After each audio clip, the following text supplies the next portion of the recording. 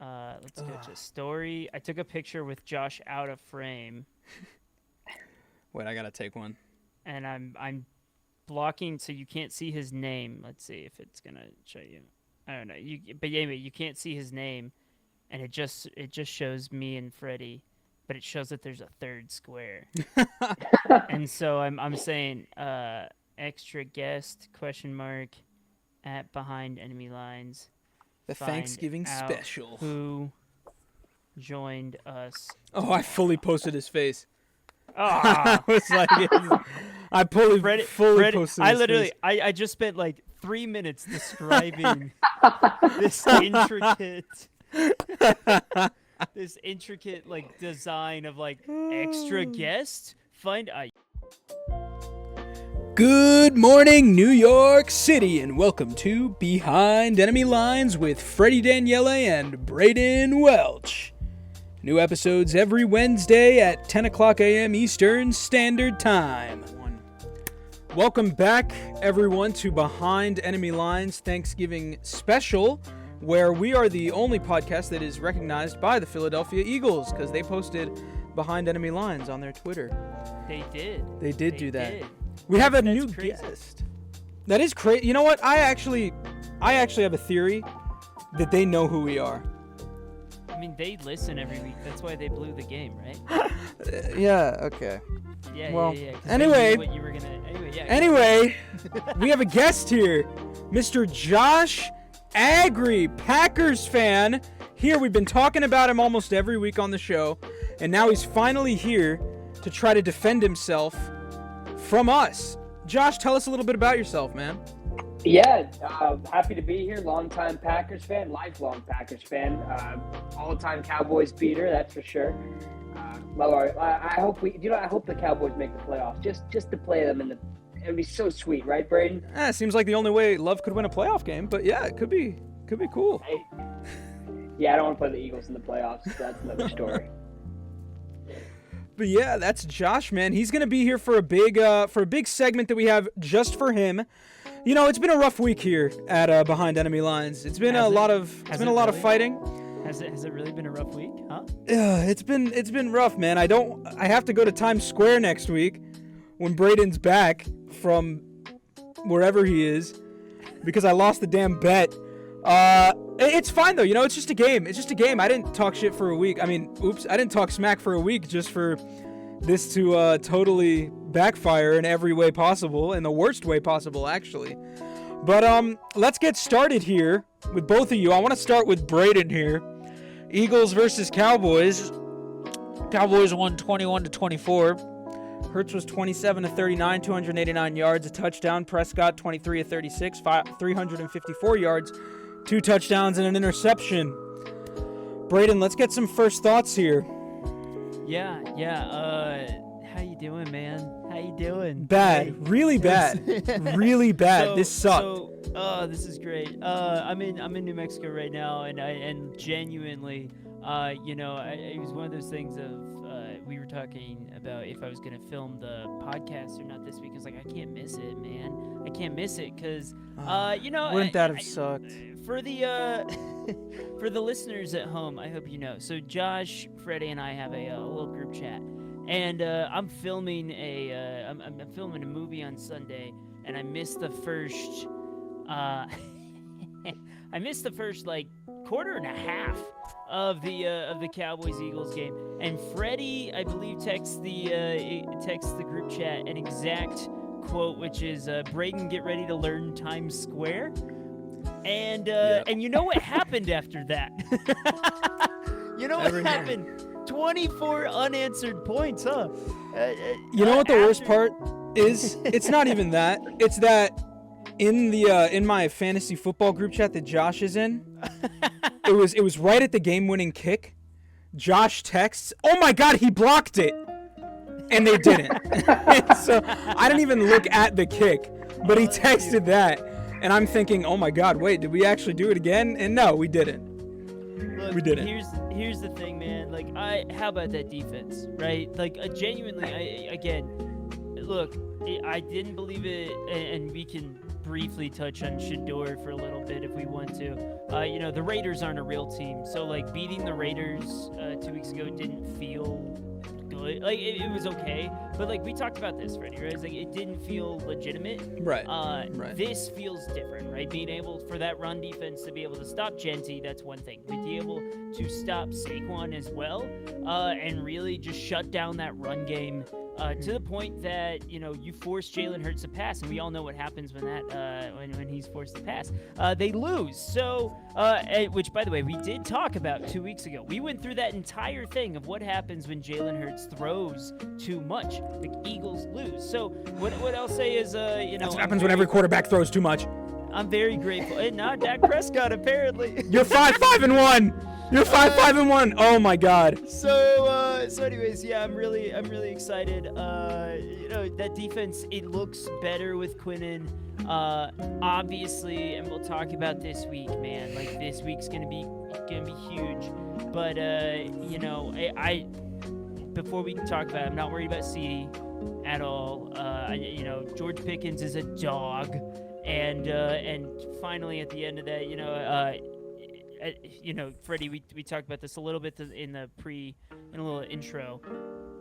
What a sloppy game, though, right? Like nobody wanted to win at the end. It was terrible. It genuinely didn't feel like anyone wanted to win. I mean, I want to talk about some things, but I want to hear honestly from Josh. Josh, who isn't an Eagles or Cowboys fan.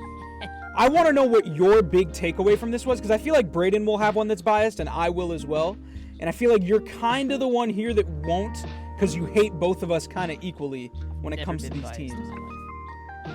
I'll say this. I was rooting for the Cowboys. Of course. I had to. It needs to be more interesting. Eagles need to lose more. Brayden, you're so right, man. Cowboys defense, what are they ranked now? 29th overall? Yeah, it's crazy, right? 385 yards a game, 28 points a game to opponents. They're awesome, man. That defense. If only you had, like a Micah Parsons. Wouldn't that be great? Could be good. Don't need him. Too over the top, I think, No, you don't need him? Don't need him. Initial thoughts, that was one of Philly's best offensive games in terms of scoring points in that first half. Great. A great half. Awesome Great half. I loved the first half. That was a great game. But in Dallas, in division, anything can happen. But I'm not concerned. It's in division. In Dallas. It's a divisional game.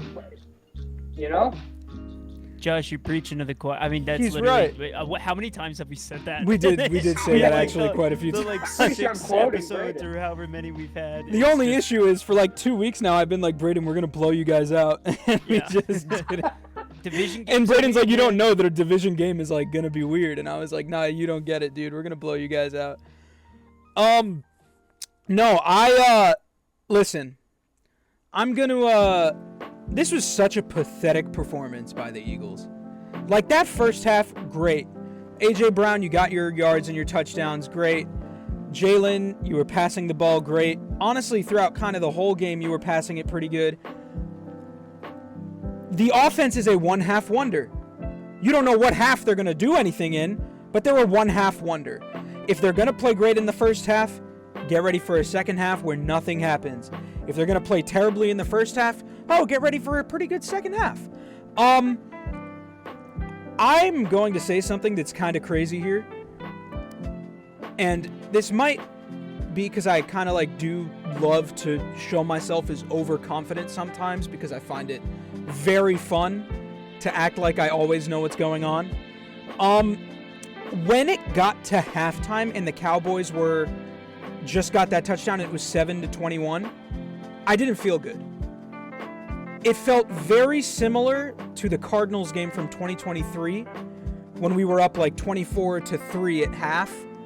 And normally I would, but they showed the stats. The Eagles and Cowboys had almost the same exact time of possession, and Jalen and Dak's yards thrown at the half were almost the exact same. And when I saw that, I was like, surely it's not going to be another Cardinals blown lead. Surely they've learned from their mistakes here.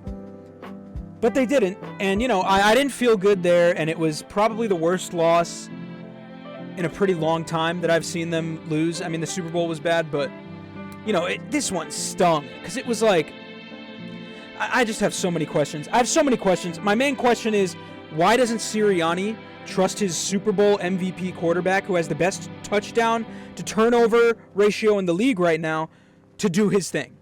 Why do you put him in this straitjacket? And we're going to talk more about quarterbacks in straitjackets and conservative play later. I don't know why he does that, and I want to get to Jalen here because I don't think he's blameless. I like holding my players accountable. Why don't you call your own number more, dude? If you see a play at the line of scrimmage that's so bad that the offensive coordinator calls, change the play. You should be able to. 3rd and 2, we should not be running that.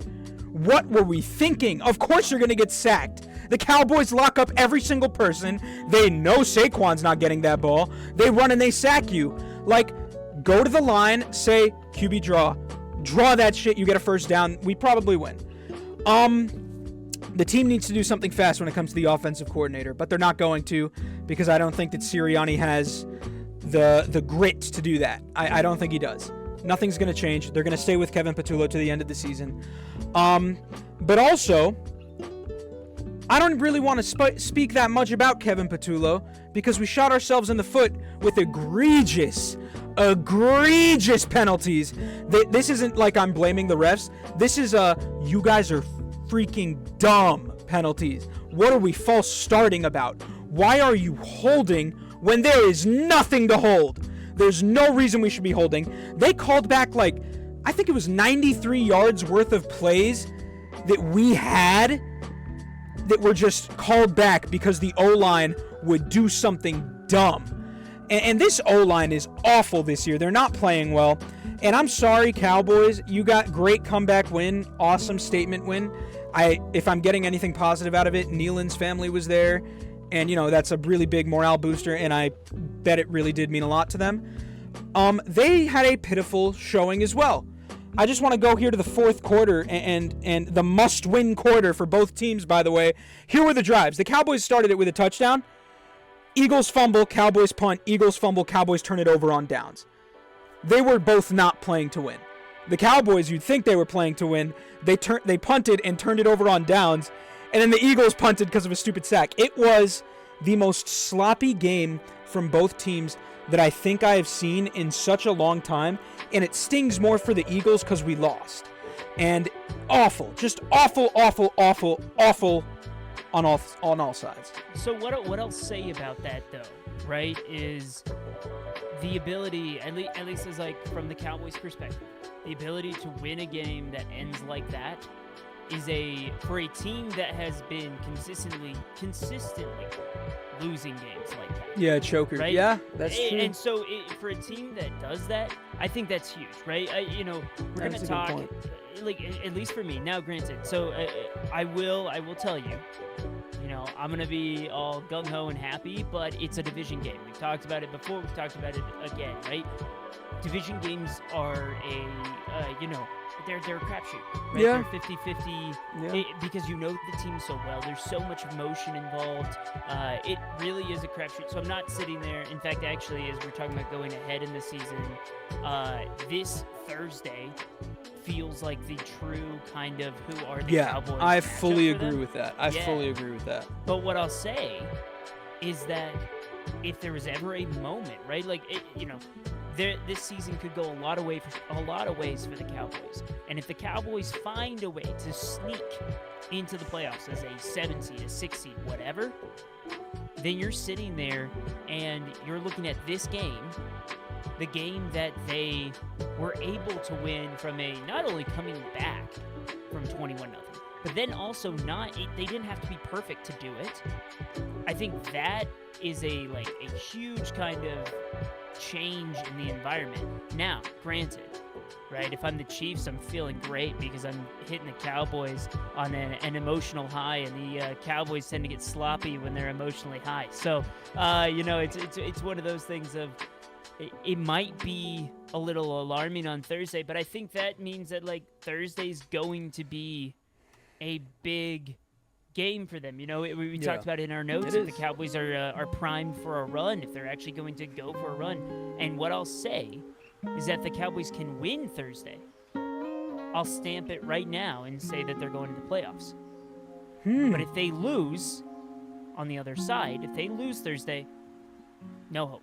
Josh isn't Like feeling that's that. but that's exactly where I sit on it. I say that Thursday's game is the barometer. The Cowboys will not make the playoffs if they lose Thursday, and they will make it if they win. Yeah. Just because they are such an emotional team. Tell me why I'm wrong, Josh.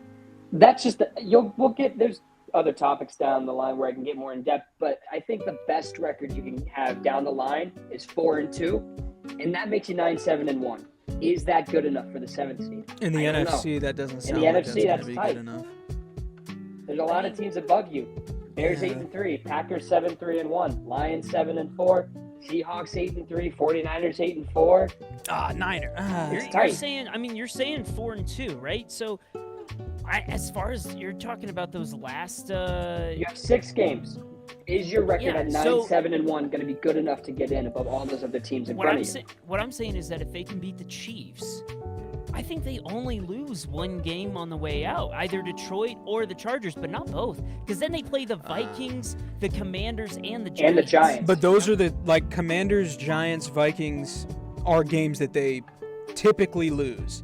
They beat that good team, and then one of these tomato cans come in, and it's just like, what happened? And what I'm saying is, I think this might be a moment, right? This might be. I'm saying if they can win Yeah. this week, it proves that they are actually like Well, I mean, turning a leaf. well, Especially after that trade deadline where they Yeah. really like went all in. I think you see a moment where this could be a different team. I mean, we could also think, I don't know, they kind of remind me, after this loss, and this is kind of wild to say, but they kind of remind me of the Commanders of last year, in which if they do make the playoffs, they might win a few games, but if they do see the Eagles again, I think if the Eagles play that game with the Cowboys, 9 times out of 10, the Eagles are going to win that. And we got that really bad one where we didn't. I think if we see you guys in the playoffs, that will be tough for the Cowboys to win, especially if they have to come to the Link. Well, and that's where I was gonna say is like, yeah, I mean, you guys would have the home field advantage. Where I'll raise you is that both of these games have gone down to one possession. They have. That's So- true. That's very true. You know, you're seeing a 24-20 game, and then you're seeing a 24-21. So, like, to me, you know, playoff football. Now, granted, you guys are more experienced. Yeah, and You they've guys have played in the the playoffs longevity. more. Yeah. And so I think, yeah, y'all would have the leg up on that. But on the other hand, you know, I'm not saying it's going to be, again, divisional football. It's, especially in the playoffs, man. Yeah. It Yeah, is it could be. just It could be bloody. tough. Yeah, Do you know what would be better than that, though? don't say it. Packers 2-3 seed, right? One of those, and then Cowboys 7-6 Oh, seed. dude, I'd love to see you guys. Come in to the playoffs. Lambeau. I would love to see I the would Cowboys love in the that. playoffs. I don't know. Oh, That man, would be. can you That would be imagine another that'd be playoff, tough. a playoff tie would be great, man. Jerry Jones bought that title and die on that hill.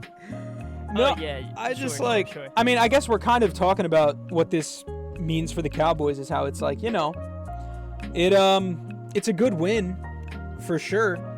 And yeah, I guess like, I kind of feel like this win means not a lot. I think this Chiefs one, if they do win, will mean a lot. This one to me is like, you know, division game. The Eagles, in my mind, more so lost this than they won that. Maybe I'm just biased and being a bad sport thinking that. But I feel like there were just so many opportunities for us to win. Same with you guys. Yeah. Same with you guys.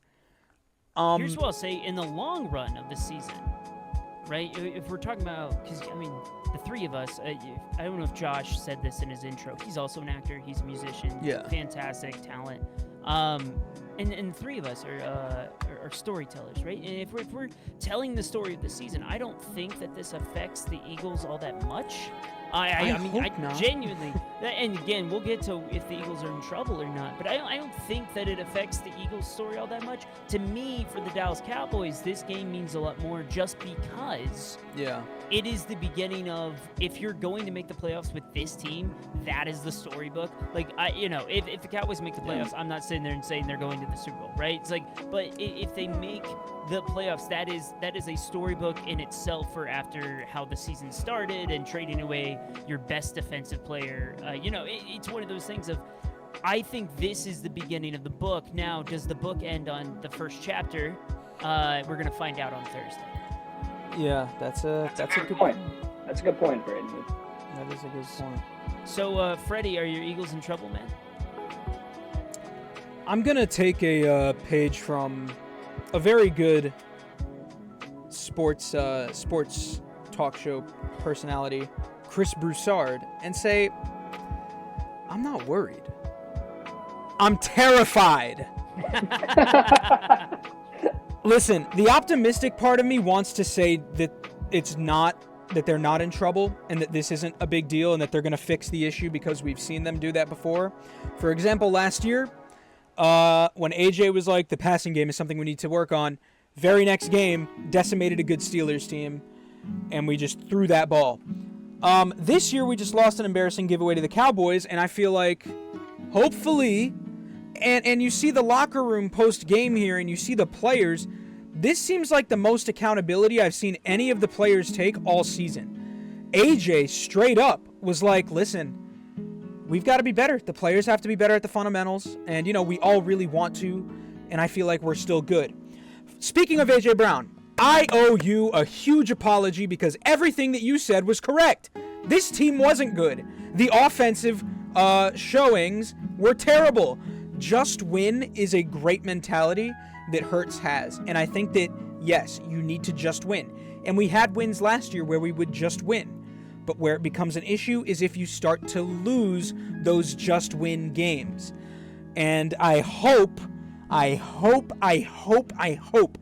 that they listen to their captain, A.J. Brown, and start actually winning instead of just winning. Blow teams out. I don't care if you're up 21-0 against the Bears at half. Keep your foot on the gas and just go up even more. That's what they did last year. I don't know why they decide to stop doing that. I don't know if it's like, oh, we got to save our best for the playoffs. I don't even think it's that. I don't think that Kevin Patullo's smart enough to do that. But I really hope that we're okay. We've beaten some really hard competition. We've beaten the Chiefs. We've beaten the Packers. We've beaten the Lions. Who else is hard competition so far? We beat the Rams. We beat the Rams. We beat the Buccaneers, who don't look super tough now. And we beat the Cowboys once. Week 1, I kind of don't really count because week 1 has a lot of weird stuff going on. But we've beaten some tough competition, and now we're getting into the part of the schedule that isn't tough.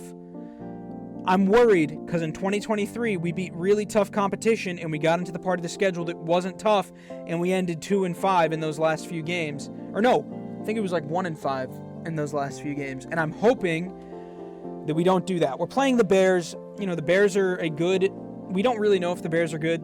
I'm hoping that we're a big test for them. Yeah. It's a good record. It's a good record, but we don't know. I know. It's the Bears.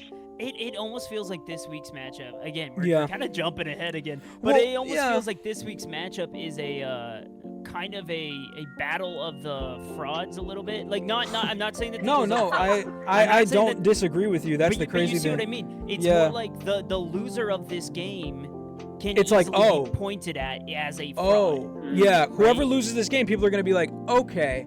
Like you're not for okay, yeah, this is... Yeah. Also, I do want to say, out of the next few games, we got Bears, Chargers, Raiders, Commanders, Bills, Commanders. Those are our last games. If we lose even 3 of those games, I'm going to be scared. Ooh, yeah. Because definitely, even if we lose 2, I'm going to be like, we should end the season 14-3. We should match our record from last year and go on a run. Even the Bills, maybe we've dropped to the Bills, but their O-line is so bad to the point that not even Josh Allen could save that team. So we should run the table or run the floor. I don't know what the freaking saying is. I'm mad. With every single one of these teams, we should go 6-0 here if the offense starts looking good. If we lose to the Bears, immediately I'm going to be like, something's wrong. Sound the alarms. There's going to be an issue coming on these next few weeks. I mean, dude, they are such a personality-based team. It just feels like we keep talking about momentum and how momentum is huge in the NFL. And it just feels like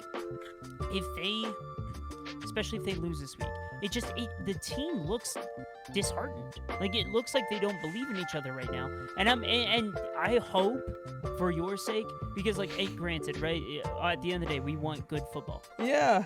Well, I hope for my your sake too. but it's like, I hope for your sake that they use this and go forward. Yeah, I mean, based on last year, that's what they do. They use the momentum in a positive way instead of 2 years ago when they didn't. And I really want to say that if they do another slide like 2 years ago, you got to start looking at Sirianni. And I don't care that he just won the Super Bowl. I'm sorry. You cannot let this happen 2 times in 3 years with a roster that could be dynastic, man. You can't let this happen. And I'm sorry, 2029, we're going to have a few years where the Eagles aren't going to be good. And hopefully this podcast is still going on. We're not going to have a lot to talk about for those few years. And I'm just hoping that right now we could just get that stuff together, Sirianni. Show you're the coach that keeps this team together. Show that we believe in you. And just get us there, man. Get us there. Get us back to the Super Bowl. You've been to 2. You've been to 2. Tell me that's not crazy to say that Nick Sirianni has been to 2 Super Bowls and you've won 1. Get us back there.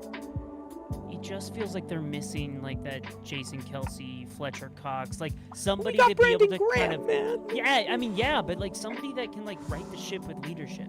You know what I'm saying? Like, I feel like, because it's time for Jalen to start doing that. He's a it great is, leader. right? He's a great leader, is. right? Everybody says it. Show you're the leader that this team puts their faith in right now. I'm going to hold our guys accountable. Jalen needs to be held accountable for that. And yeah, that's all. That's what I'm going to say. That's what I'm going to say. I want to hear what you guys have to say. Josh, what do you think? Crazy. Call me crazy. You're fine. The Eagles are fine. You're not in trouble. You lost the game. It's not the end of the world. It's okay. I hope. Is that crazy? I'm not even the Eagles fan. I watched my team get beat by the Eagles 10-7. You're fine. You're fine. It's well, okay. isn't that kind of a? You No guys one got wants to beaten win that 10-7, game and you guys came back and you won. There you go. And then this game, you guys blew out the Vikings, and it's kind of like, you know, are the Eagles gonna win a close one with the Bears, and then blow out the Chargers?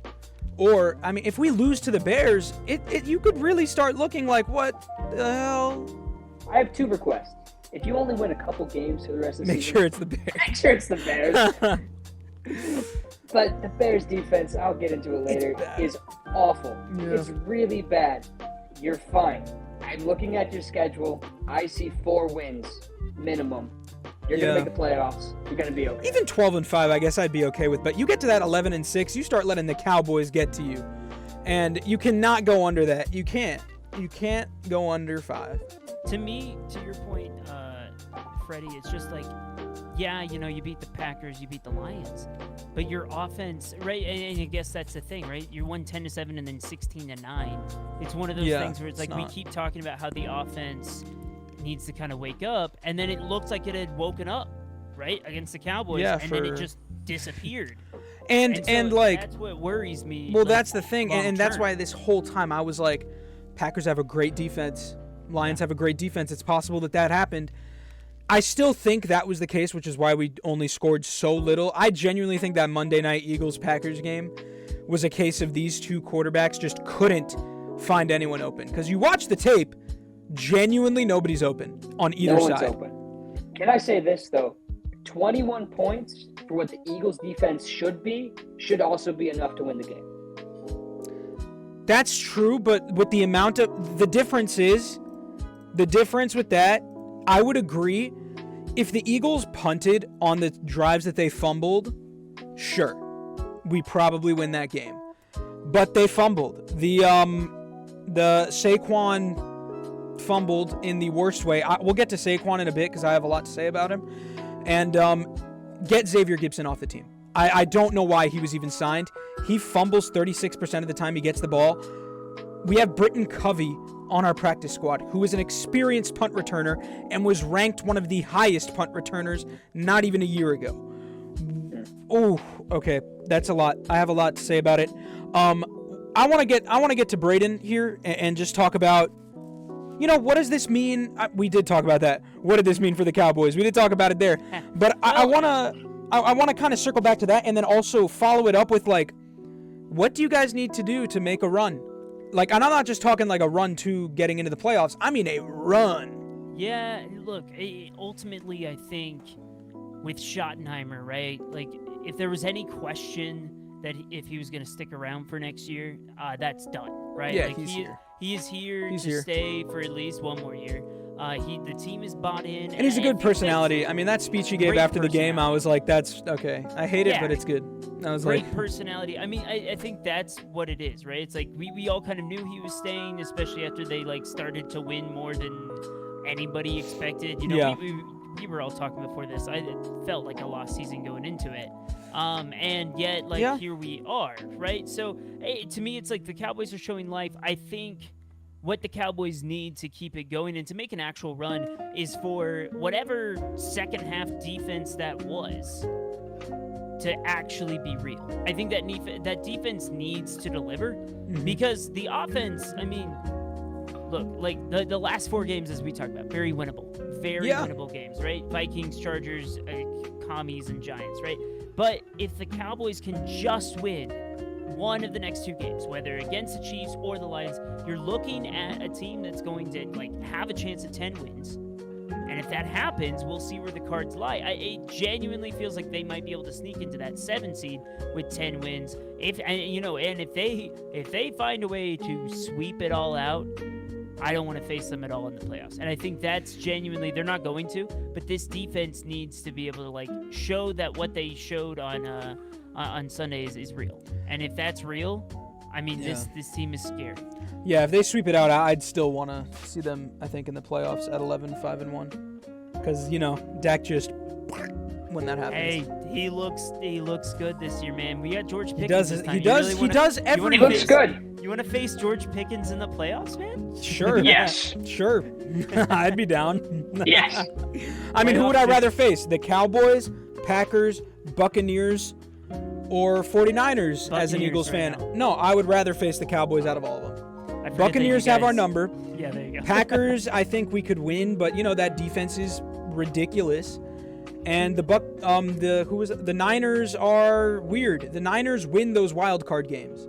Yeah. The Cowboys, send them to the link, bro. Fully, I would be down. I would love that. I honestly would be okay if you guys won and got the 7th seed. That would be cool. Total side note, speaking of that 7 seed, Josh, I know we're going to get to your Packers, but I'm playing around with the NFL playoff machine before we start today. Are they 7th again?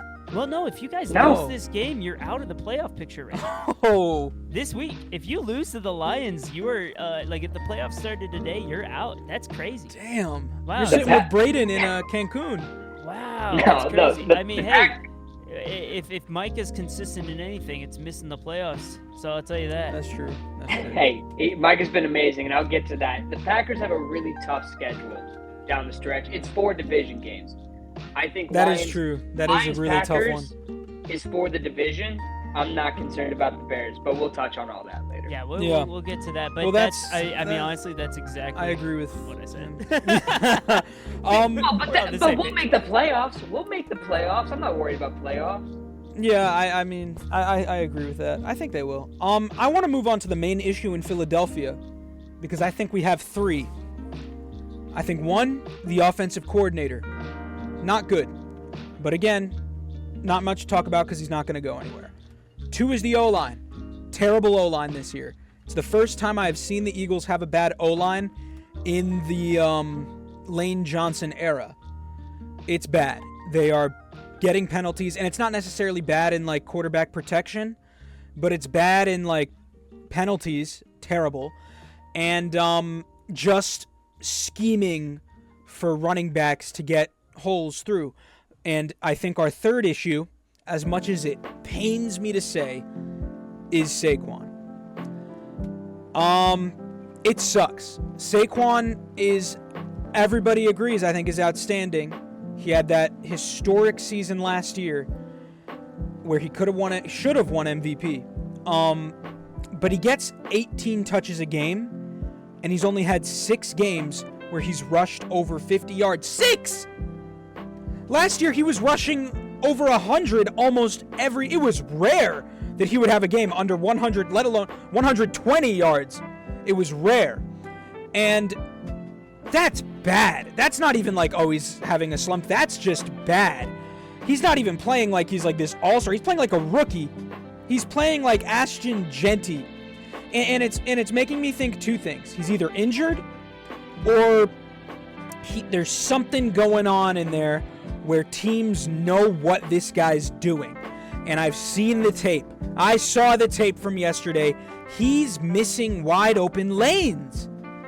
They are making holes for him that he's just not running up. He's like DeAndre Swift, goes to the outside and gets hit right on the edge for no reason, does his fancy little spin, and maybe he'll fall for a gain of 2. And that's where I think the main issue is, because we know you cannot win without a run game. The Cowboys have a good run game, and I think that that's a big reason of why they're winning too. The Panthers have started to win because of a run game. The Packers, Josh Jacobs, we'll get to them, but I have a lot of issues with the Packers because of their run game. And the Chiefs were bad because of their run game. And the Eagles, it's gonna catch up to them. Jalen was our leading rusher yesterday, and when the quarterback is your leading rusher, it's easy. You just bottle him up and he can't move anywhere. That's what happens with Mahomes. That's why they're 5-6-5, and they're on the outside looking into the playoffs. We need a change. And unfortunately, what I think needs to happen is we need Bigsby to start Montgomery and Gibbsing this stuff and get him in there. Every time Bigsby runs the ball, he gets about 8 yards. Every time. Alright, so I'm gonna pitch a hypothetical to you. Okay. Or not even a hypothetical. This is just like a theory, okay? Okay. So you mentioned a couple of things. Your bad offensive line. Yes. Okay. You also mentioned, and we've talked about at length, the fact that A.J. Brown has publicly said that the passing game is an issue. Yes. And he's everybody, right. And he's fully everybody right. knows that the passing game is an issue, and that the offensive coordinator is an issue. Mm-hmm. So what you're spelling out to me is, as a defense, I'm hearing chatter that you can't pass. And that you won't pass. And I know that your offensive line is in shambles. And on top of that, now if we go back to the Super Bowl, right? Saquon didn't have a great game. He also turned 28 on that day. Well, that's what's making me be like, the combination was that of the beginning age, of the end? So that's what I'm saying. The combination of age, right? So even if he lost like half a step, the offensive line has deteriorated, and the defense knows that the passing game is suspect. I mean, to me, I don't think it's necessarily his fault, and I think that he still can have those great games. Yeah. But when you know that this team is going to run 9 times out of 10, it's easy to play defense on the run. Well, here's my thing with that is like, we've always, in the Jalen Hurts era, we've always been a run-first team. Every single year with Hurts as our quarterback, we've had a 1,000-yard rusher on the team. Whether it's Miles Sanders, whether it's DeAndre Swift, or Saquon, these guys are 1,000 yards rushers. So there shouldn't be a way to bottle him up, which is why I'm saying, like, dude, get Bigsby in there. They need a change. They need to do something to get the running game going. Because sure, like, the passing game could be suspect, and it is. It's very suspect. And I don't want to pin that on Jalen, because he's shown us in the past that you could win when relying on his arm. And I just think that you need to open up this run game. I genuinely think the run game gets the passing game going with this team. It always has. And if you get Bigsby going, get the Montgomery Gibbs thing going. Bigsby gets the big yardage. When it's third down, throw Saquon in there to get us that first. That's what we got to start doing, but it's not going to happen because Sirianni doesn't have the balls to do that to Saquon. He doesn't have them. And it sucks because we just paid Saquon a boatload of money for an extension, and I know because of that, Sirianni, he's our poster child. That's our big two, Jalen and Saquon right now. They do not have the guts to do that.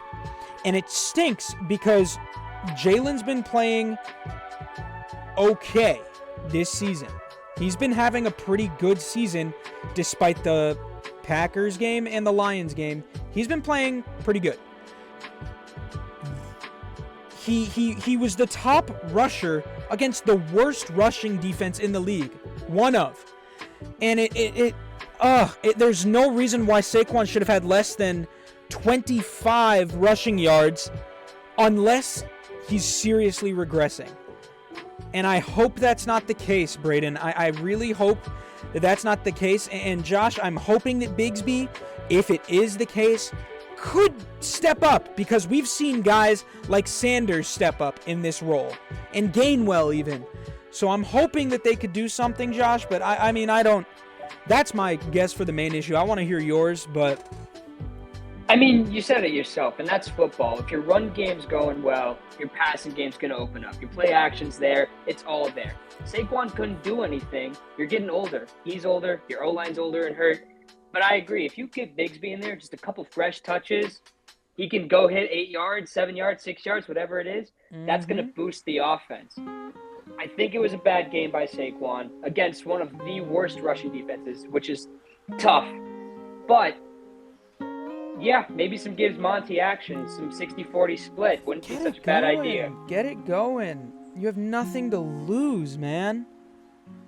I mean, I just like, and yeah, I just think you have nothing to lose. I think this year, on offense, we've had our best player has been Jalen on offense. Like, without a doubt, he's been our best player. And to me, that is an issue because we have A.J. Brown in a position, Devontae Smith, and Saquon in positions who are, and I don't want to, like, they're Jalen is considered usually in, like, the top 5 to top 7 realm of quarterbacks, usually. AJ and Saquon are widely regarded to be in that top 3. They should be the guys who are our guys. Maybe not this year. AJ is kind of probably falling down this year, but prior to this year, AJ was considered easily in those top 3 ranges, I would say.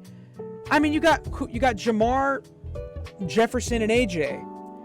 And Amon-Ra cannot be ahead of AJ. Amon-Ra cannot be ahead of AJ. Are we joking? Are we both kidding? said the same thing at the same time, dude. The fact that we both said I thought you were going to say CD. Amon-Ra? CD. CD's there too. Yeah. What the heck are we doing? We're doing, yeah, that's 4. Amon-Ra? I'd give feels CD more stuff before I'd give Amon-Ra anything. All right, so then CD, then Amon-Ra? Yeah, so What the heck are we talking about? I mean, Nico Collins. Oh, okay. Christian Watson. George Pickens. George Pickens, actually. George Pickens is about to overtake CD for his wide receiver 1 spot. Smitty, honestly, Devontae Smith is going to start becoming in those combos. I'm just saying. Devontae Smith is literally like him and Jalen Waddle. Little sneak peek, Josh. You now know 2 players that are not in the Guess the Player later. I was looking at doing potentially Devontae Smith or Jalen Waddle. They are identical, dude. Like they have quite literally almost identical stat lines. Like even down to like their peak years. Like it is crazy. And they could both be like wide receiver 1s. They could both be wide receiver 1s, but they are so much better as a wide receiver 2 for a team. Like I mean, T. Higgins is the same way, right? Like you can see those peak games. But I'm glad that you guys have him as a wide receiver 2 because, like, I think as your wide receiver 1, it runs into that issue of, like, you know, when you're down in that end zone, man, like, he's such a good run after catch guy, but it's really hard. But you need, like a bully as wide receiver. You need a bully. And you need one. That should be A.J. Brown. That should be. But it's not. I don't think that he's been. I don't think AJ's been playing bad. I just think he's not getting the ball, and you know, He thinks that too. he got the ball last week. He did get it last week, and they lost. But I mean, that wasn't the reason. They got to just keep doing that. Keep doing that with it. Get AJ the ball. Get Devontae Smith the ball. Try to find Jahan Dotson. Jahan Dotson's a good 3.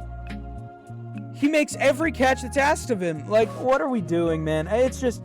The offense, the main issue in Philly is the offense. There we go. TLDR, it's the offense. Alrighty. Are you excited to do the next one? I am so excited for this one. Josh, take us in to No Pack No! They won against the Giants in week a few weeks ago, and then they just beat the Vikings. Josh, should these Packers be taken seriously? 100%. It's not even a question. Look, offensively, it's been tough. It's been really tough to watch our games offensively. It's hurt me, honestly. We should have beat the Eagles. We should have beat the Browns. We should have beat the oh God, who is it that we Panthers. The Panthers. Oh my Bryce God, Young. that was terrible. Bryce Young. It was tough. We should have beaten all these teams, but our defense is one of the best defenses I've seen as a Packers fan almost ever. That's been our number one struggle. We had Aaron Rodgers for so many years, but our defense was awful. Jeff Hafley, our defensive coordinator, he's gone. He's going to be a head coach somewhere. He is that good. But yes, the Packers should be taken seriously. We've had some really weird losses. We're getting healthier. Our offense is clicking a little more. We're going to get Golden back next week. Jacobs back next week. Reed back next week. We're gonna start clicking on all cylinders. And what you're not ready to hear is Toyotathon's back. Toyotathon is back. No, it's back now. No, it's back now. All right, Jordan Love. It's been back. It just started. All right, from my narrative, it just started. Packers are serious. Yeah. Look, dude. I mean, I will say, Yale's point differential is crazy good. It's right? really It's crazy good because you've only lost by 3, 3, and 3. Then you have a tie. But what I like, here's what I'll say. I mean, honestly, actually, according to the way your season has gone, you should win this game on Thursday. You should win this game, and then you're going to lose to Chicago and Denver right after. Yep. You've gone 2-0, or sorry, yeah, you went 2-0, then you went 2-1-1, then you won 3 games, lost 2. Now you've won 2, so now you gotta win another and then lose 2. So you have 2 bad games every so often. What I am thankful for this year is that we're playing the Lions on Thanksgiving. They suck on Thanksgiving. I'm not worried.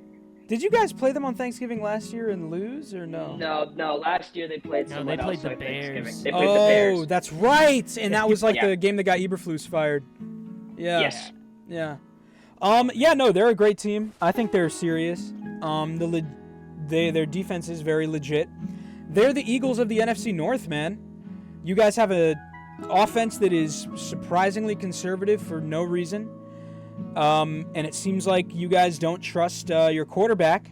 We need to, if we want to be taken to the upper echelon of serious, like those really good teams this year, the Rams, the way people talk about the Rams, the way people talk about the Eagles at most of the season, we need to get better offensively. Yeah, I agree. I mean, here were their drives against 9 himself. First quarter was touchdown, punt. Second quarter was field goal, kneel. Third quarter was punt, touchdown, punt. Fourth quarter was field goal, punt.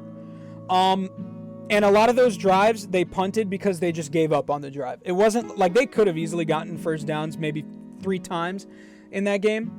But they were just like, no, run it with Wilson. And he had a great game.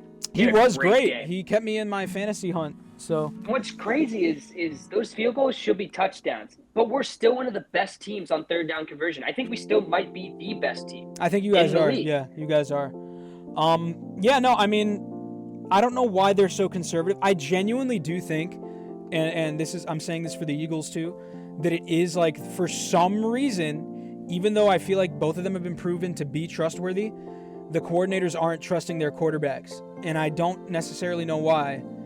And I know Brayden's loving this, but it makes no sense. It really doesn't make sense. Guys, I've been telling you the answer. They're not good. Yeah, okay. They're not okay. good. Super Bowl MVP, and one of the quarterbacks own you.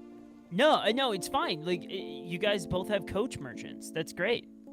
That's fine. That's totally cool. We have a different coach every year. No. I'm talking head coach. Yeah. Saying Jalen. If we would have talked about Dak Prescott compared to those guys, we've dealt with Mike McCarthy, which, as Josh knows, is Mike McCarthy got them the Super Bowl. Yeah. Mike McCarthy got them got the Super Bowl us a and then Super years Bowl. of purgatory. Here's the thing. I think that Dak is an elite. Dak is a better regular season quarterback than Jalen. In the playoffs, Jalen clears Dak and Love 100 times over. But that's Jordan Love hasn't been in the playoffs. He's been in the playoffs 3 years and piggybacks off of his Dallas win. But okay, one really great Dallas win when we had no business in that game, but we dominated. that's true. You did. All right, but I said the 2 losses he had in the playoffs, both the inevitable NFC representatives in the Super Bowl. All right, and we had a chance to win against the 49ers on that last drive until he threw that horrendous pick. And Well, that's the what I'm Eagles saying, were 'cause just Jalen would that never do good. that. That's what he does. Because Jalen would never do that. That's what he and Yes. Dak do in the playoffs. So Okay, but I'm just saying, Playoff-wise, losses aren't bad. And Jalen's the better. Eagles lost last year. It was just you guys were amazing. What am I gonna? The Eagles were the team. 3 picks. I'm aware. 4, actually. No, I know. 3. 4 was Herbert. Yeah. No. He feels like, so to me, and this might move on to our. Yeah, this is gonna lead us second into little our segment. second one, which is if He he's feels, worthy. yeah, like he feels like to me, like and again, we talked about Brock Purdy on Monday, right? He feels like Brock Purdy, but with a better arm, but Much worse better arm. decision making. Like I don't know he about the feels like a decision coach. making anymore. He feels like a coach merchant, like genuinely. And it's one of those things that I sit there and I'm like, that's fine, that's great. Like he is what he is. But when you put him, look, we talked about this before, and this is what I furiously wrote down, Josh, when we were talking. Aaron Rodgers, who he will always be compared to, and that's not fair, but he will be. Aaron Rodgers never had a first-round receiver. Jordan Love does. That's true. Jordan Love does, and they've invested in that team around him. They signed Josh 100%. Jacobs, right? We got they've Micah gone- Parsons. I agree. Yeah, they've gone all in on him more than they did really with Aaron Rodgers at all. Oh. And what do they have to show for it? He makes boneheaded decisions time and time again. What they have to show for it is 7-3-1. That's not a bad record. It's his 3rd season, and he does make some very. Favre did the same thing. Interceptions happen, but when our defense is that good, I can live with some of those mistakes because he's throwing it down the field. He's taking risks. Our defense is getting the ball back. I can live with that for a season. I'm okay with it. Well, yeah, I mean, like, so you feel that he is worthy of the season hype every year, Josh, and Brayden, you don't, right? No, I mean, look, he's had 1, 2. Because he gets like these MVP, 3, he 4, gets 5, these 6. pushes every year Dude, to be MVP. 50% of his games, he's had less than 200 passing yards this year. This 50%. year, okay, but this That's year less in the than league, Jay. he's That's actually 11. more He's than Jay. he's thrown 2,500 passing yards, over 2,560. I think he's 11th. All right, his touchdowns. I wish he had more. It's 15-3. That he only has 3 picks this year. So he's making some pretty poor decisions sometimes, but he's taking better care of the ball. His QBR is 4th best in the league. It's 70. and he has QBR is 66 fucking. Oh, It's what I. Come Man, on. I'm gonna bleep Freddie, these. I gave but Josh QBR, this whole we're safe for work. QBR is a bad rating metric. Just use passer rating, in my opinion, because QBR is ESPN's little thing that they made up. I don't like Yeah. QBR. Well, but his completion percentage is 67, 68% basically. And then you're gonna say this is stupid, but Toyotathon, man, 28 touchdowns, 2 picks, 68% completion percentage with an 11-5 record. He is about to be on fire in November and December. I feel like he's gonna lose to the Lions. Here's the thing. We might. About Jordan Love being worthy of the season hype, I kind of want to repurpose this. And, like, I'm not sure if worthy is the right word. I think he has unfairly impossible, gigantic shoes to fill, which is why he gets this hype every year. I mean, you got Favre, who's a 3-time MVP and Super Bowl champion, and then you got Rodgers, a 4-time MVP and Super Bowl MVP and Super Bowl champion. It is completely illogical to expect him to perform like these two every season. So I'm not sure if it's the media who's always biased towards him because of the excellence that was the Green Bay quarterbacks of the past, or if it's Packers fans expecting just unprecedented levels of excellence from their new quarterback after having 2 all-timers. Because to me, it doesn't make sense why he's always in this like, oh, Jordan Love is going to be our front runner for MVP this year, when to me he hasn't shown anything to put him in those combos. But then I started thinking like, oh, it's because of the history of Green Bay quarterbacks, right? That's what I think it is. I don't know. That's what I think. I mean, Well, yeah, go for sorry, it. go ahead, Brayden. Okay. No, go. It's his 3rd season, and he's never favored to win MVP. It's always Josh Allen, Lamar Jackson, Patrick Mahomes. Jordan Love is picked as an MVP candidate by analysts who want a dark horse, who want a better odd. You know, it's like, oh, I could be right about this. But in his 3 seasons, the first season he threw over 4,000 yards. I think he had 32 touchdowns, 30-something touchdowns, 11 picks, 96 rating. Second season, he also had a 96 rating. And this year, I think his rating is 102. He's a good quarterback. As a Packers fan, I think he's good. I don't compare him to Rodgers or Favre yet. I just want him to not lose us the game. I want him to stand behind the team we've built around him and, frankly, be Jalen Hurts. I want him to win the game with the team. Yeah. The question that I'll ask you, right? Do you trust him in the playoffs? I do. I trust him in the playoffs. So now let me ask you this question. You keep talking about how it's his 3rd year. So I'm gonna give you now. Granted, I think you might have his stats in front of you, so you might know who I'm talking about here.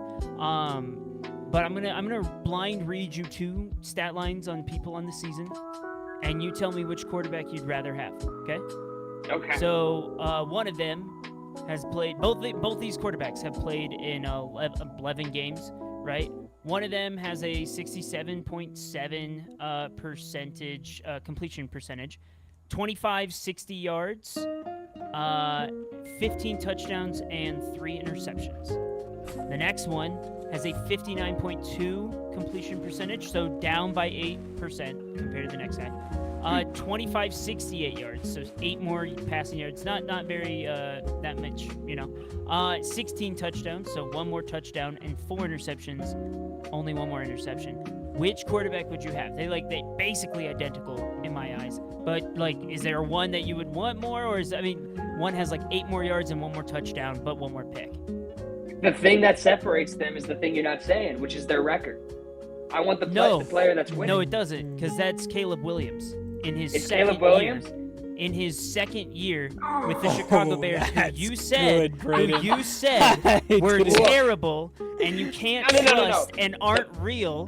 That is Chicago Bears quarterback Caleb Williams. So what I'll tell you right now is that Caleb Williams, technically, between the two, they are the same exact quarterback, and he is in his 2nd year. Damn. You've lost on this, Brayden. I'll tell you why you've lost, because I was a Caleb Williams fan coming out of college. And he's looking – I like Caleb Williams. Who would I rather have? I'd rather have Jordan Love, obviously. I hate Caleb Williams with a burning passion. No, it's – wow, that's tough. I trust Jordan Love. He's my quarterback. I stand behind him. And the Bears are not bad because of their offense. They have a solid offense. They can put up points. And that coach, he's good. That defense sucks. That's why the Bears are bad. They're 8-3. Damn. They're 8-3. I would rather have. Look, this is where I sit. I trust Jordan Love as much as I trust Caleb Williams, and I trust neither. Man. And you know what? In 2 weeks, we're going to show you why that's a wrong statement. Well, Great. here's what I want to say. You say you want Love to be like Hurts, where he wins with the team around him. You also have to make sure that Love can do that game-winning play, because that's what makes Hurts and the team around him so good, is that, he could take his foot off the gas and let the team do the work, but Jalen will make that in the season. clutch play. But also, he won't turn the ball over in scenarios where you must not do that, and that's where I think Love still needs to work on his game a bit, is that if they need a win, he'll probably end up turning the ball. This year it's been less of a problem. No, fair.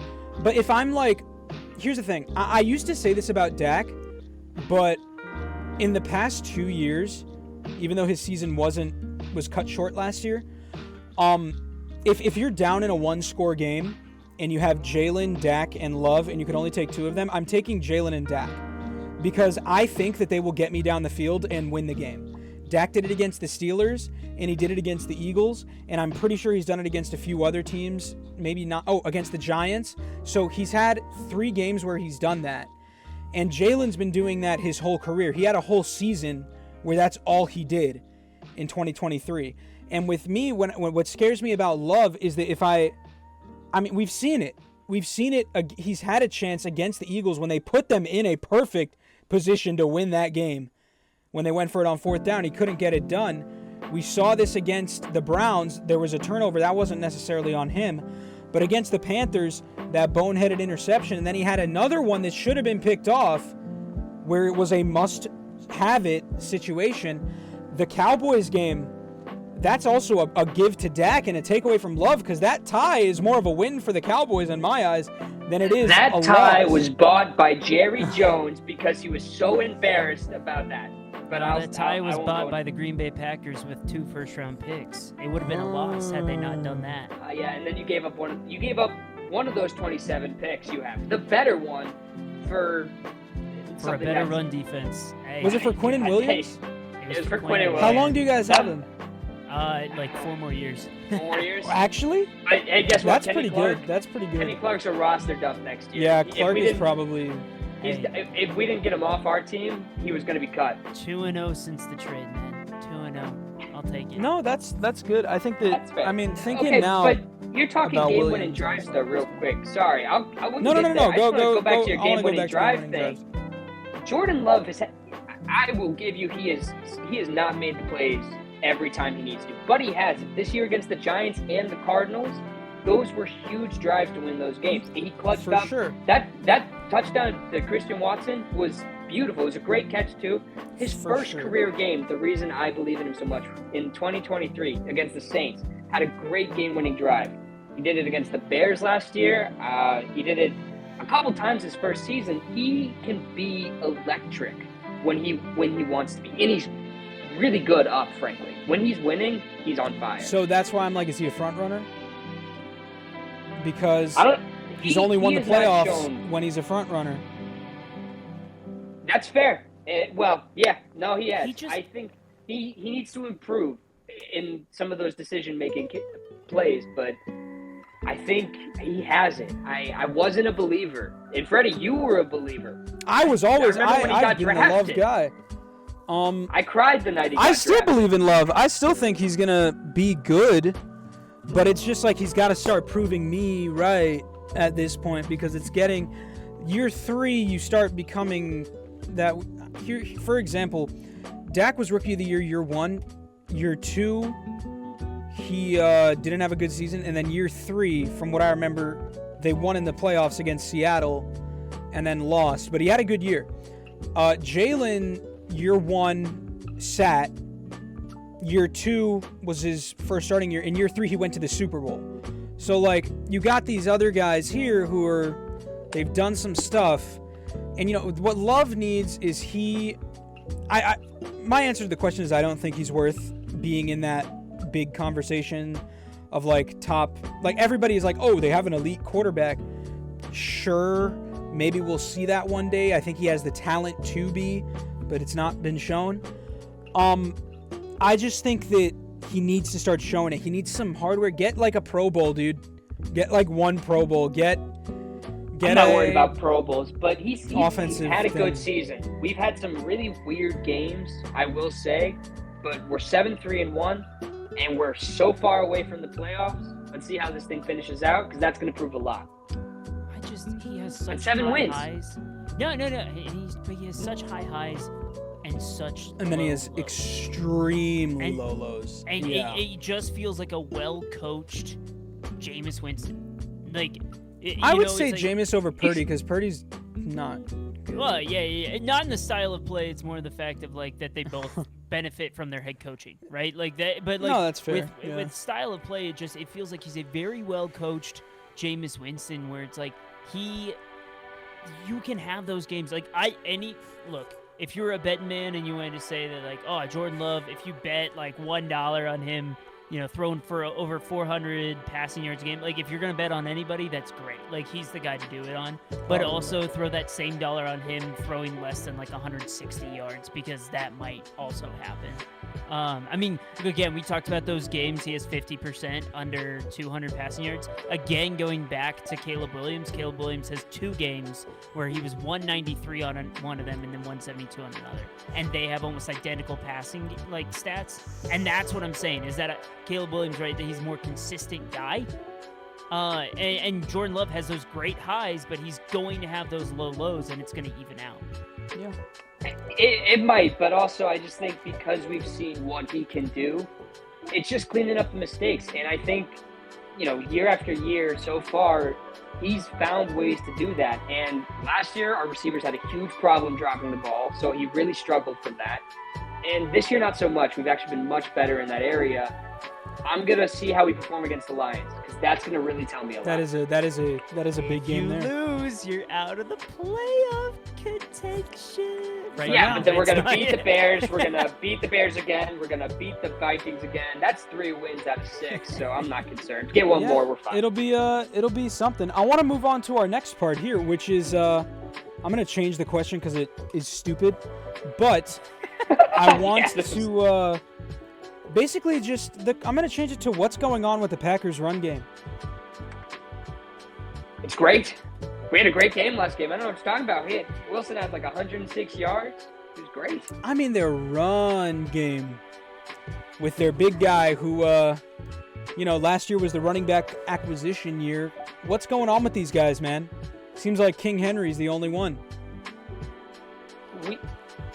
Our run game. Josh Jacobs is not a flashy back. He is a ground and pound guy. He's going to get through, and he's going to get 5 yards after contact. He's really that good. But our O-line this year has been beat up. We're going to finally we're getting more healthy now, all right? We're getting our guys back. I think if we start giving Wilson some more carries, Tank Bigsby, Saquon Barkley situation, let's kind of equal out these splits, and let's get them both going. I don't mind. They can both have 50 yards. I don't care. No, I agree with that. I don't know if you can knock Jacobs though, Freddie, because against Dallas, right? Even in that tie game, he's their leading rusher and leading receiver. He's actually been getting some run out of the backfield, and it's one of those things of he hasn't necessarily hit that 100-yard threshold, and they've only had one 100-yard rushing game, which was this last week, right? 107 yards from Wilson. But it's one of those things that, I don't think you can necessarily knock it. Again, if they're winning, great, but also because they've been playing, a lot of these games where they haven't really needed it. It's one of those things of they're getting the touchdowns, right? They're getting down there, and their defense is getting them a short yard.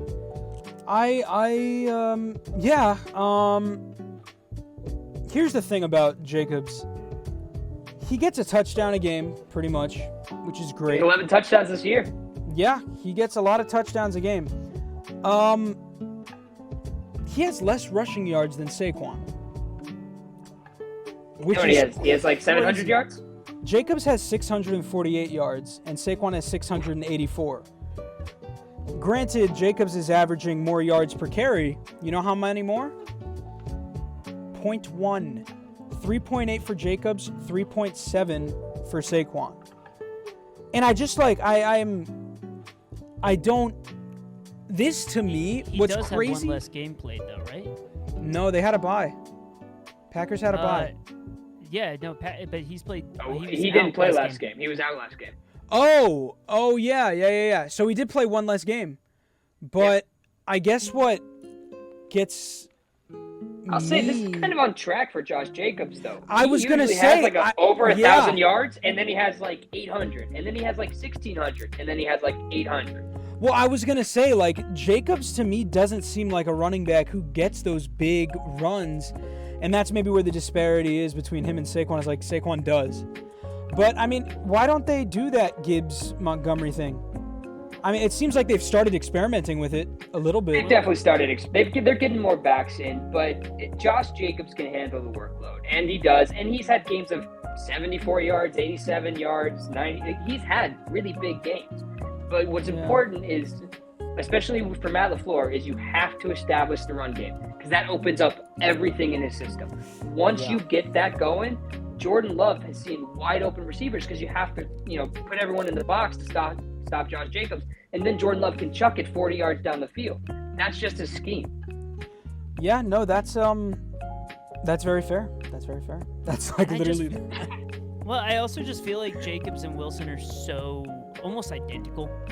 They are in the way that like the style that they play. So what makes Gibbs and Monty work? And again, we're talking about one case, one example that like truly works, but they're so different. And Gibbs also, is a finesse guy.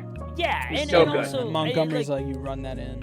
Yeah, in a bigger way, it's almost like Bijan Algier, right? Where it's like because also Monty hasn't even had like that great of a year this season. But Walker Charbonnet. No. Yeah, I mean, well, like they're still a little bit different, but like it's one of those things of like where Bijan is a little bit, is a lot better, but like Algier can kind of like punch it in. Like that might be what you need to do with Wilson, but they really just play so similar. Yeah, and Jacobs could punch it in. Like you have Jacobs on the 3-yard line, he's getting a touchdown. Yeah, I think we're realizing because we tried so much with Wilson to get him to be that third down back that like is going to catch the ball. He's just not that kind of guy. And last game proved it. Give him the ball, let him run up the middle. He's gonna get there. And so I think just really dominating in that way will open up everything else. I don't need a flashy pass catching back. I need someone that's going to go get me 4 yards, 5 yards, 6 yards, and that's going to open up the passing game for us. Yeah, I agree. Is Matt LaFleur on the hot seat if he doesn't get it done this year? No, he is 74, 36, and 1. That is his record. He is a phenomenal coach. It's a great record. We have high expectations. We traded for Micah Parsons. People were talking Super Bowl. I'm still talking Super Bowl. We're not there offensively right now, but I believe in Matt LaFleur so much. When he got hired, I was frantically Googling his name. I had no idea who he was, but this organization believes in him. I believe in him. He has proven that he can win games. And I think just once everything starts to click with that defense, we're going to be fine. Don't get me wrong, though. I expect us to get to the Super Bowl. That is the expectation for me. I don't care that we've had some rough games. We are a Super Bowl caliber team. Mm-hmm. He feels like Shanahan a little bit, where it's like he's kind of immune.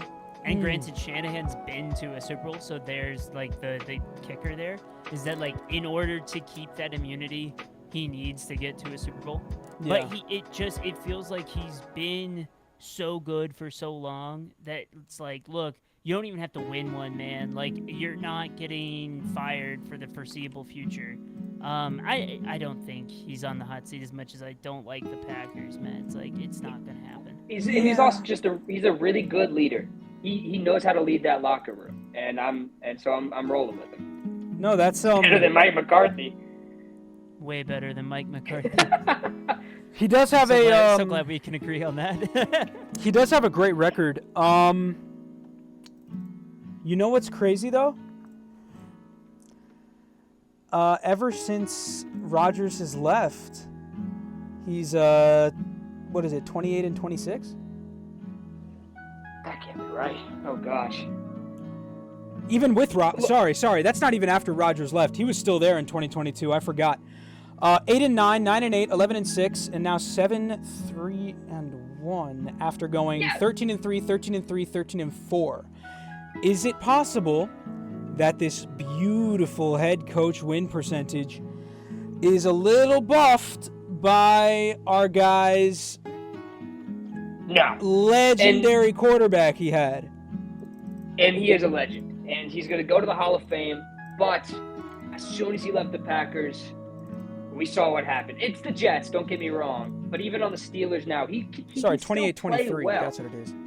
Yeah, 28 and 23 records since 2022. Two of those years were growing years with Love, And you know what? We still had a 9-8. Last year we were great. We had 11 wins. This year we're on track for about 10, 11 wins again. That's good. I'll take it.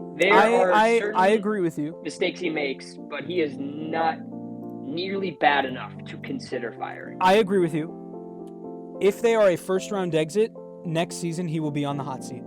And you can quote me on this. If they are a first-round exit... They win a playoff game? Nah, he's chilling.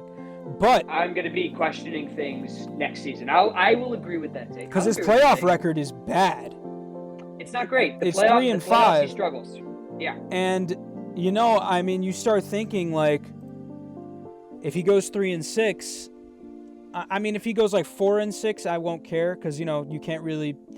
You judge by your wins. And I think, I don't know. It could start becoming we could start really questioning if you want to get rid of this guy, Matt LaFleur, if you want to get rid of a different guy at the we're not getting rid of anyone, but it's football is go 1-0, and that's what I'm focused on. I will say, here's all I'll say.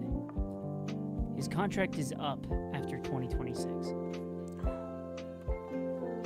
And much similar to what the Dallas Cowboys did with Mike McCarthy, right?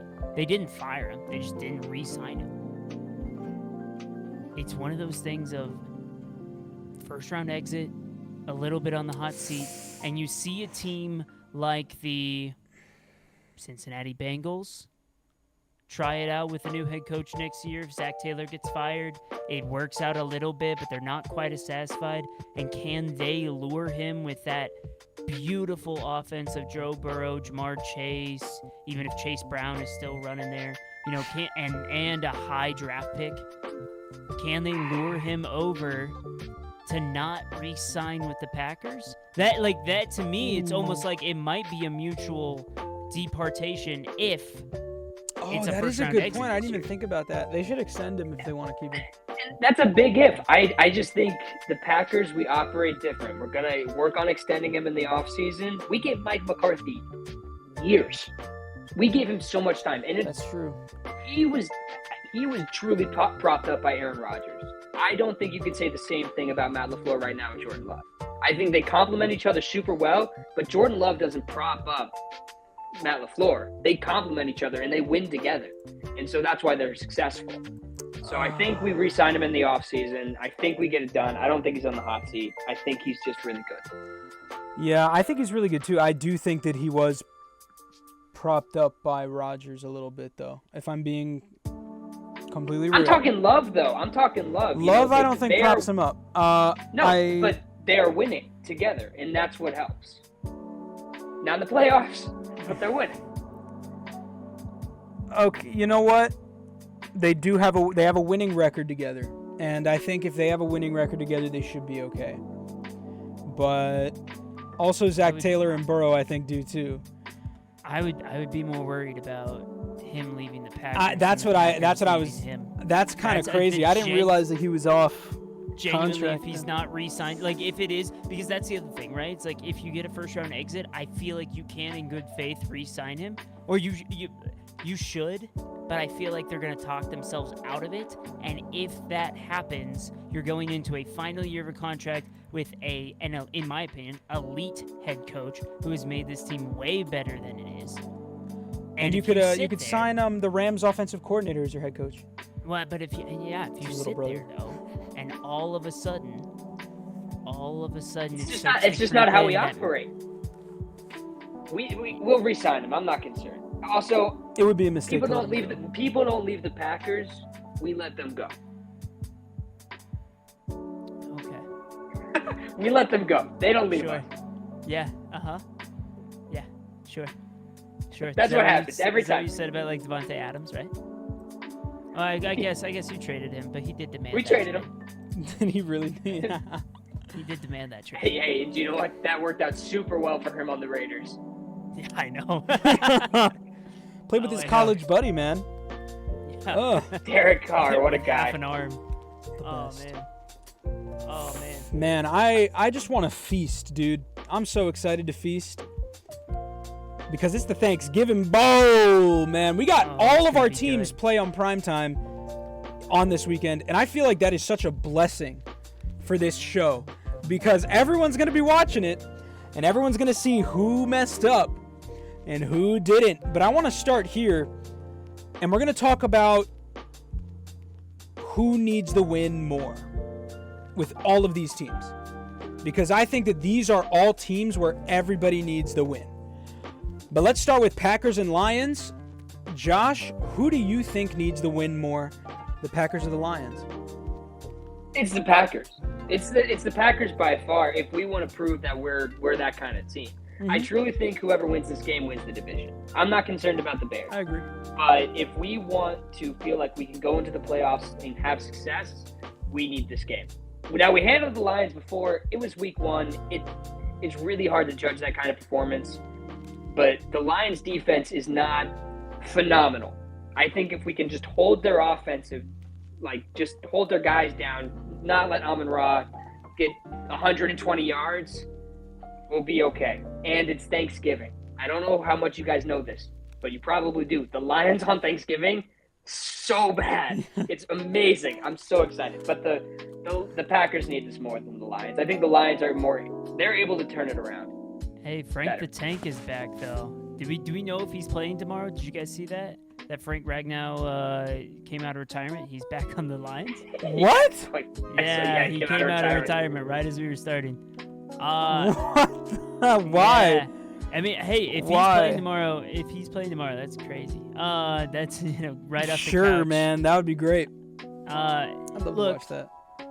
Josh, I agree with you. I do think this game matters a little bit more to the Packers, just because, the Lions. I feel like the Lions are kind of perennial favorites the last couple of years, right? Like after they started going on the run, they have playoff success. Obviously, they have a good culture. They have a great culture, right? And it's one of those things of like, if granted the Lions had a very close game last week, so like they do kind of want to right the ship. They've looked a little rocky this year, but I think for the Packers, it's one of those games that your team just kind of needs to push forward, mostly because also, right, if you lose, you're out of the playoff picture. But we'll still make the playoffs. but also, like, you've invested so much in this year. I think that the Lions can find a way to definitely correct course. I do think that the Packers need this just a little bit more. But I agree with you. I wrote down in my little notes, I was like, look, with Chicago being Chicago, the winner of this game wins the division, just like that. And that's why I have, in some predictions here, I have that the Lions are going to win 34-24. That's all I'm saying. Well, I'm sure you do. Can I just say about Chicago? They're such frauds. All right, they're such frauds. They allowed Mason Rudolph to score 28 on them. They beat J.J. McCarthy by 2. They allowed 42 to the Bengals with, I think that was with Joe Flacco, elite quarterback. Sorry, I don't mean to insult. That was with Jake Browning. That was with Jake Browning. Oh, yeah, that worse. Was bad. Wow. They won by 1 against the Commanders, 1 to the Raiders, and then they lost to JJ week 1. They're frauds. But I agree, Brayden. It's for the division. I think that, man, this is a tough one. This is a really tough one because on one hand you have the Packers, who I feel like if they lose this game, they'll still probably find their way into the playoffs as a wild card. Whereas on the other hand, I feel like if the Lions lose this game, I don't know if they'll even make the wild card. Which sounds crazy, but you got to hear me out for a second here. Who have the Lions beaten? Who have they beaten? I'm throwing the challenge flag, man. That's crazy. You could throw... I mean, who have they beaten? They have a better schedule down the stretch. They lost to the Chiefs 30-17. They almost lost to Jameis Winston. Almost lost to Jake Browning. They lost to the Eagles. They've lost to all these contenders. They lost to J.J. McCarthy. And to they did? Yeah. They lost to J.J. McCarthy. Everybody almost loses to Jameis Winston, though. That's true. That's true. That's fair. But also, I'm just sitting there like, the Lions don't have a good... One of these teams is in a... This is a prove-it game for both teams because both of them need to prove that they could beat a contender. Granted, for the Packers, they already beat the Lions. They beat them once already. But the others need to prove that they could beat a contending team. I mean, they are technically out of the playoff picture right now. I think because the Lions, yeah. And I think it's just... When the season started, I thought we were going to split. I really did. I said, we can beat these Lions. I've seen us beat the Lions before. I thought we were going to split. Because the records are so close and the playoffs are this tight now, it matters that much more, and that's what scares me. Well, that's what I think. That's what honestly makes me think the Packers have a better edge against the Lions in winning this game. It's because, like, LaFleur, going back to him, he knows how to go deep in the playoffs. Granted, Campbell does too, one time. LaFleur went there like 3 years in a row to the NFC Championship game. And it's like, these Packers know when it comes down to must-win games, they know how to do it. And I'm just thinking, like, that's why I think this is more of like a Lions need this win. Because you can't get swept by the Packers a year after sweeping the division. And you really cannot get any scenario where you're on the outside looking into the playoffs because I don't think they're coming back. They play the Cowboys and the Rams, and they lost to the Vikings already. Like, they have 2 games where these are very losable. The Rams especially, I don't think they're winning. But the Cowboys, if the Cowboys beat the Chiefs, I think the Lions could be very worried here. The Packers, if they lose to the Lions, they're chilling. They could probably beat the Bears. The Broncos, the division games. They'll probably lose to the Ravens too, but they could win the other division games easily. Well, last year in the division we went 1-5, so we've already doubled our division wins this year. That's fair. So I do think winning this game would mean a lot. We'd be 3-0 in the division. And it would just, I think that would really lock up the NFC North for me, in my heart. I think so too. Yeah. You've swayed me, Freddie. Yeah, it's Lions, right? This is a Lions. They got to win this. Yeah. The Packers lose this, they'll make the playoffs. The Lions lose this, I don't think they're making it. It is a tough schedule. That's tough. I mean, I think they'll still make it, but that's a tougher. It's really tough. Schedule going. The NFC's tight at the bottom, so it is. It is. Thank goodness we're in the NFC East, man. I've never been more happy. It's tight at the bottom, right? Yeah, exactly what I said, Brayden. Moving on to probably the most exciting game because there's so much on the line. More on the line than any other one. The Chiefs at the Cowboys for Thanksgiving. This is only the second time we're seeing Dak and Mahomes face off, which is wild. For reference, we've seen, I think, Love and Mahomes face off twice now or once? Twice. I think twice. And we've seen Jalen and Mahomes face off every year. Like, we have never seen Dak and Mahomes go at it to this degree where if one of these teams lose, their playoff hopes could be done. So here's where I'll fight you on that a little bit. I agree with you on one end of the spectrum. So this feels like an inverse of the Philly-Chicago game, right? Where we kind of talked about, like, that's the battle of the frauds, but, like, it's more of, like, the loser. You kind of start to get the sense that they might not be for real. Yeah. Whereas, like, the winner of this game, like, it feels like to me it's 2 teams that need to win to prove that they have it. Similar to what you said. Like, they need to, if either of these teams that win this game makes the playoffs. That's how I see it, right? They are going to make the playoffs in their respective conferences. Now, what I will say is that with the little pinch of saying, I think Kansas City can lose this game and still make the playoffs.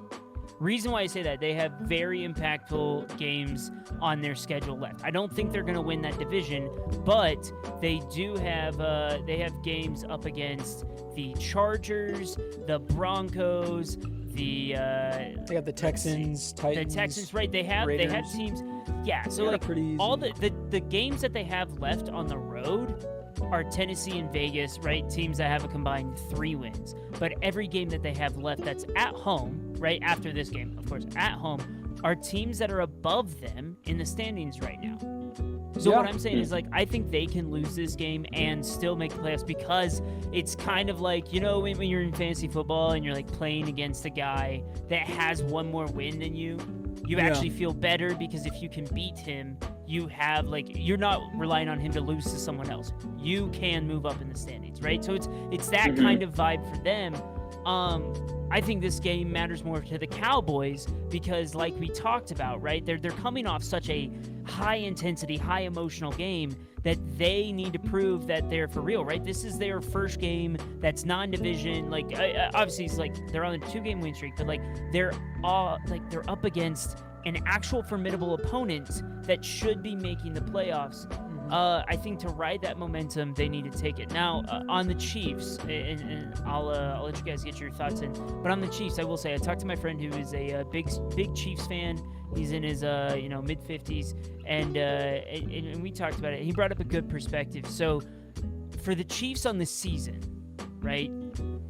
First of all, I'm not comparing that like Mahomes is Tom Brady or whatever, but what I will say is, like, think of Tom Brady. Everyone was saying that like he was done back in 2015, 2014, right? He went through that kind of lull where he didn't, they weren't looking as elite, right? They kind of went through a little bit of a lull before It was he like hit that anyone's second. game.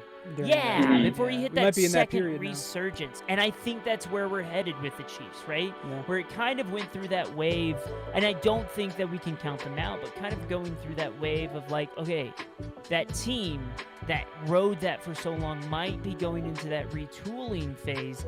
I don't think that means I knock them out long term. I think that they'll be back. But now, on a bigger scale, now I'm looking at it as, if I'm a team in the playoffs, especially if the Chiefs lose this game, the Chiefs are looking at being like the 7 seed, if they can squeeze it in, right? The 6 or and the only one 7 seed has ever won a game. Yeah, and what I'm saying is I don't want to be the team playing them, though, because much like when Tom Brady was in those playoffs, it's like much like when Tom Brady was in those playoffs. Right. You knew you didn't want to play him because they were still good for one elite game. Well, yeah, didn't They they were still make the good. championship every year, but they never made the Super Bowl or something like that with the Patriots? Well, I'm it not was sure. that thing of like they could still beat you, right? Yeah. And because you know that like when you make the playoffs. So if I'm the Indianapolis Colts and I'm the 2 seed and I'm playing against the Chiefs as the 7 seed, that's I bad. don't want to be That's bad. facing No. them, right? That's not Right. the first team I want to hit. That's kind of where I sit there. Now, what I will ask you, again, this is a little bit of a tangent here, but I will ask you, if Patrick Mahomes, right, let's say they move in as the 7 seed, if the Kansas City Chiefs are the 7 seed and they win the Super Bowl, Okay. is Patrick Mahomes, has he like kind of moved up in the GOAT conversation? That's an he's unbelievable not, run. He's not where Brady is by any means. But is it like a full-on like 2-person But lock at that point? it's like a race between the two. He's got to catch up, but it's him. I still think Mahomes' only rival is Brady. Like, I don't think that he has an in-league rival. I think it's Brady. Like, that's his guy that he needs to chase. And it's not Josh because he always loses. We thought it was going to be Burrow for a bit. Not Josh. Sorry, I thought you were talking about Josh. Allen. I was like, wow. No, it's not Josh Allen. Yeah. Because Josh Allen always loses. We thought it could have been Burrow, but Burrow hasn't beaten him since. We thought Lamar could have been a shot, but I think Lamar needs to still be here a bit longer. I think his only rival is Brady. And I think, like, obviously, if you're doing, like, an in-league rival, there's nobody that really matches it right now. I know what Brayden thinks I'm going to say, and I would say that if they played more. Obviously, I think the closest in-league in terms of, like, games that are one wins, the other wins, one wins, the other wins in the playoffs is probably Jalen. But if we're talking, like, rival, it's Brady. Yeah, well, so that's what I'm saying. So, like, right, if he takes that 7 seed and they win the Super Bowl, are we looking at, I mean, is he fully above, like, Peyton Manning, Drew Brees, all those guys? Yeah, I think he's already above Brady. I Yeah. mean, Peyton Manning. Would that be and Drew ring? Brees. That'd be ring 4. 4? 4. 4? Yeah. Yeah. That'd be 4. Yeah. He's 'cause already they had above. the 2 in a row. Yeah, They were yeah. They were going for the 3-peat. Yeah. That'd be number 4. Yeah. I mean, Yeah, number so, 4. okay. He's He's already ahead of Breeze and Peyton Manning, in my opinion. Yeah. So And Rodgers. All that going to say, I think this game means more for the Cowboys, and I I'm agree taking the with you. homer pick. Cowboys are going to win 38-34. Okay, I don't think I picked Packers Lions, but I think the Packers are gonna come away with this one. I think we're looking at a Freddie Jinx of a 42-24 Packers win blowout. I think we're looking at that. It's Thanksgiving, Lions. You got the Packers going again. The Packers beat the Lions when the Packers were 9-8, and the Lions went to the NFC Championship game for Thanksgiving. Like they've been here. Love has been here. Love is going to prove me right. As for Chiefs Cowboys, give me the Chiefs 24-20 against the Cowboys. Wow, Freddie, I'm flying to New York, and I'm coming after you for saying all that. No, Brayden, I agree with you. I think it means more for the Cowboys because the Cowboys, to make the playoffs in the NFC, just need to be that much better. Yeah. They need to win those games. And if they win against the Chiefs, I will say, I think they could go 5-1, and then they'd make the 7th seed. That's fully possible. The Chiefs have some wiggle room, and then they're going to play the people that are above them already. So it definitely means more for the Cowboys. I do think that I agree with you. It's going to be an offensive light show. I like your 30 score, but I do think the Chiefs have it. It's going to be like 34-32 Chiefs instead. Yeah. 34-32 is crazy. That implies there's like some 2-point conversion in there. Oh, that's wild. This is going to be the most viewed NFL you're going to game. call a safety. That's crazy. Oh. That's a safety for the Cowboys, by the way. Yeah. That's going to happen. Mahomes is going to get sacked by Quentin Williams. Okay. Sure. What do you mean? That's pretty funny. I mean, I think this will definitely be the most viewed NFL game ever. Yeah, midday is going to be Thanksgiving. Post Malone's at Malone's at halftime. Oh, yeah, this is going to be crazy. It's going to be crazy. It's going to be I mean, hey, Dolly Parton put on a show a couple years ago, but man, Posty's going to be great. Posty. Who did the Cowboys play at Thanksgiving last year?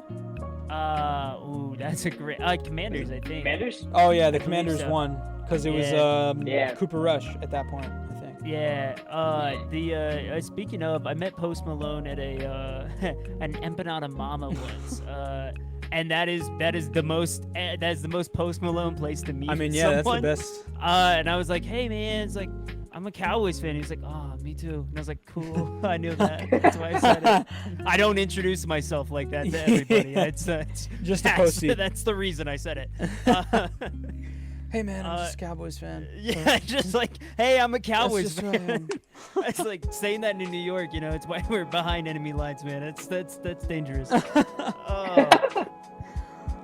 Moving on to the last one, which is probably the most nothing out of all of them.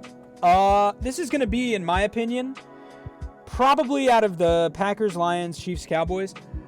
This will be not necessarily boring, but like the most doesn't mean as much game. Bears at Eagles. Who needs to prove something more? I guess I'll start because this is my team. I think that there's two things that people need to prove here. Eagles need to prove that this isn't another funk, that we could shake off a loss and get back in there without a bye and show that you're the kings of the NFC East right now. You need to show it. And beat the Bears. As for the Bears, they need to win. This is like for the Eagles, it's not like if the Eagles win 10-7, I'm not feeling good. They need to win in like an offensive win. The Bears need to just win. Like, they need to show that they could beat good opponents. And if not, they honestly, and this is what's crazy, if the Bears lose this game, we could look at an 8-9 Bears season where they just lose out. And that would stink. Could you imagine Bears fans after that? That they've suffered a lot. I know Josh would love that, but that would stink, man. I don't know. I think the Bears That sounds like a Bears season to me. It does sound like a Bears. That's what's crazy about it, is that I'm like, that sounds They play possible. Cleveland. They'll be fine. I don't know, dude. It sounds like a Bears Cleveland's tough. It's Shador Sanders. Yeah, we know, Josh. Hey, Cleveland's a hard opponent to beat, right? It's okay to lose to Cleveland. I agree with you, man. Yeah, I think the Bears have more. Schedule's rough. I think Bears. It's a need to win for the Bears. So here's where I'll say I disagree with you. I think in the way that, like, I agree that the Bears, actually weirdly could lose out, which is terrifying for them. But I think it means more for the Eagles, man. Like, it feels like playing Josh in fantasy, right? It's like, just don't mess up. That is how it feels, honestly. But it's one of those things of, like, how bad do the vibes get in that locker room if you guys blow this game, right? Like, they do get bad. That's true. That's what I'm worried about. It genuinely feels like for the Eagles that this game could be a worst case. Like, if you guys lose this game, oh my gosh, are you about to spiral? That's what makes me kind of be like, maybe the stakes aren't as high for the Eagles, because I'm like, if we lose, I know I was saying that Patullo isn't going to get fired. If we lose to the Bears after losing to the Cowboys and it's like a bad offensive showing, I think we could really start to see a conversation of if Patullo stays for the end of the season, which in this case, I would most honestly, if it means that Patullo would be on a hot seat, lose the damn game. Lose the game and get this man off the team and see where we go. That's why I'm kind of like, if the Bears lose, they're going to spiral, I think, to 8-9. I don't think the Eagles will spiral to 8-9 if they lose this, but they could very well be like 12-5 by the end of the season, losing to either the Commanders or the Bills, or both, maybe 11-6. Who knows? I mean, you could lose to the Chargers. That's what I was going to say. The Chargers are after that. Bills. Them you too. Could lose. I mean, you could drop, again, division games, man. Division games. You could drop both games of the I don't know. Commanders. It's scary. It would be really nice. That's what I'm worried about with the Eagles, man. You might be swaying me a bit. This might be a double need to win. I think it's a need to not lose. Yeah, like that's like what both it is teams really need. Well, I think the Bears also need to not lose. Like, I think this is both teams really need this win more than, like, I don't know. I feel like I was saying before, if the Lions win and Packers lose, Packers will probably make the playoffs. If the Cowboys win, Chiefs lose, Chiefs will probably make the playoffs. With this one, if the Eagles lose, they're struggling, and if the Bears lose, they're struggling. Like, it's a double. These teams need a win, both of them. So maybe it will be exciting. I don't know. What are your thoughts, Josh? No, I mean, the biggest problem I have with this game is what comes directly after that is at the Chargers. And I'm not because the Chargers are world beaters, but I could see that being 3 losses in a row. And that's where it really gets sticky. That's a problem. That would be really bad. And then you play Vegas, man. They're crazy hard. They're crazy hard. No, you clean up against the Raiders, but then it's too late, in my opinion. Cowboys, Bears, and then Chargers. It's not too late. I do think what happens in this game is the Bears just show us that they're the Bears. I'm not concerned for the Eagles. Just go play good defense. Just go play good defense. Your offense will do fine. Saquon will have over 100 yards. Just go play good defense. That's fair. I mean, one difference from this year than I remember, like 2023 was our big collapse, and that's what worries me here is that, like, eerily similar. Our defense in 2023 was the 32nd. Like, if anything, we could get a turnover and win the game, which is why I'm like, and in today's NFL, defense does win championships. Oh, yeah. It's not the offense.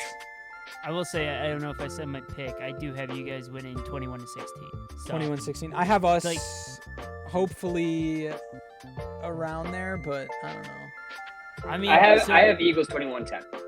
21-10. That'd be cool. If you guys lose this game, by the way, you are going to have to do that Times Square thing fast, because it might just be a curse that's going to loom over you, man. Yeah, to just get it out of the way. It might be just one of those things that until you do that Times Square thing, that you're going to just start losing, and when the Raiders game comes, that would be a fun one if you just haven't done it yet. Oh, please, no. For all of our listeners that didn't listen to last week's episode, by the way, ding dong, Freddy lost. Freddy does have to go into Times Square for 1 hour and have a sign that says, "Ask me who the greatest team in the NFL is." And he has to not only say that the Dallas Cowboys are the greatest, but defend why. And I'm not going to give him notes. Yeah, legit defend. He can't say he's being put up for it. We're behind enemy lines here, and he will be at the front. There. That's gonna People be are just crazy. gonna not listen to me. They're gonna be like, "You're just an idiot, dude." Like, Yeah. Welcome to being a Cowboys fan. oh, it's not gonna be fun. It's gonna be great. Speaking of fun, we're on for the fun gauntlet. Let's go. Josh, Mr. Josh, it's time for you to guess a player that Brayden has so sent bad you. at this. All right, so Freddie's 1 and 2. I'm 1 and 2. I only won in week 1. 2. Yeah, but you know what? He got his first one right. He got Yes, his first one guess. right. So, what I will say right here, Josh, if you want to go ahead and pull up the images I sent you. I'm going to read out some stats here. Once again, if you've never played with us before, these are some stats that I found off of a player in the NFL. This is a current active player. This is a wide receiver right now. In fantasy stats, I'll tell you, he is PPR ranked wide receiver number 10. Now, Josh, please do not be looking anyone up right now. He is wide receiver number 10. I'm not. Last year, he was wide receiver 41. The year before that, he was wide receiver 13, then 20, 17, and then his rookie year, he was 79. Of course, he only played 13 games his rookie year. So we have over the span of his career, his second year he had over 1,000 receiving yards. His best year was 2023, where he had 109 catches, 1,152 receiving yards, but only 4 touchdowns. He's never had more than 7 touchdowns, which he already has this Career year. high. Yeah, you're looking at only 607 yards this year, but 7 touchdowns, 59 catches so far. Not much rushing, and I didn't put any return because he has actually no return stats. So not much rushing. Only has a career 11 rush attempts, and that was only seen in his first 3 years. His career started in 2020, man. I will give you some hints as we go along. He's a wide receiver, but do you have any? Do you know who it is off the top of your head? Yeah, do you know who it is? Off of these stats here. Now, I know it's a wild question. Freddie got that the first time when I asked him. So this is Mine was a little easy though because we were talking about the player. Yeah. Oh, I didn't know we were gonna be talking about him. It just happened. Wow, gosh, this 2 career seasons over 1,000. This isn't correct because I don't think he's played this many seasons, but it screams Michael Pittman to me, but he hasn't played this long. What the? You're 1 for 1. Oh my He was Michael Pittman? He's played this long? Are you That's kidding? Michael Pittman, man. What the What the heck? Okay, Man was out here on Sleeper looking up top 10 Yeah, wide receivers. This is crazy. No, the reason I got it was because this is a bit of a story, but we had a guy in our league who was so adamant that Michael Pittman was so amazing. I mean, Josh, I don't know if you remember. So Josh and I were at a 21 Pilots concert, and I remember to this day, Josh looks over at me, and this was 2022. So this is actually before his best year, which is 2023. But in 2022, he goes, mark my words right now. Michael Pittman, top 5 wide receiver. And literally, he was like top 5 wide receiver, and I was like, I mean, yeah, he's good. That's good. But hey, okay, cool. Hey. And he would not say that he is not a top 5 wide receiver. Now, I don't know if you've seen his stats. He's never been a top 5 wide receiver. Not once. Not once. Look, what I'll say, man. Wow. I didn't know he's That's been in the crazy. league that long. I didn't know know. he'd been in that Insane. long. That's really good. Damn, Josh. I didn't know I didn't think he'd be in the league that long. I was thinking it was like Wandale or something. That was gonna be my So second guess. Wandale was on the. I was gonna find a guy that was gonna play this week, but on Thursday or Friday. But I really wanted to throw you for a loop there. That was my good. first hint. Is That that, was he good. wasn't playing in the primetime games. That's crazy. Hey, 1 for 1, man. Mark my words. Josh Downs is going to be a top 5 wide receiver next year. Okay. Okay? Hey, I have a feeling about these Colts receivers. All right, Josh Downs next year. You also you were kind of saying that going into this year, man. You did say that going into this You're year. saying there's no way that he doesn't have a top 12 season. I don't know if he's had a top 12 season. And this is like best case scenario for the Indianapolis Colts right now. Next year, top 5, I promise. Okay, cool. Yeah, sure. Well, Josh, that's crazy. 100%. That's crazy. I can't believe you got that. That was that's ridiculous. bizarre. I mean, I thought I had him stumped, man. I was feeling stumped good. when I looked at it first, but I got a lucky win in week 1 over the entire thing.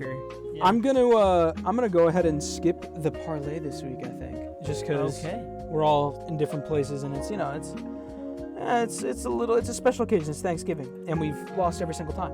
Moving on to fighters or frauds, and it is every single team that are in our Thanksgiving Bowl.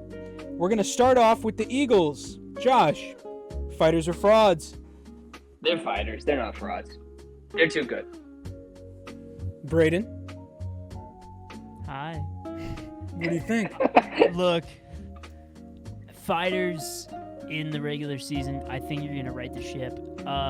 But here's what I'll say. It's similar to what we talked about the Seahawks, right?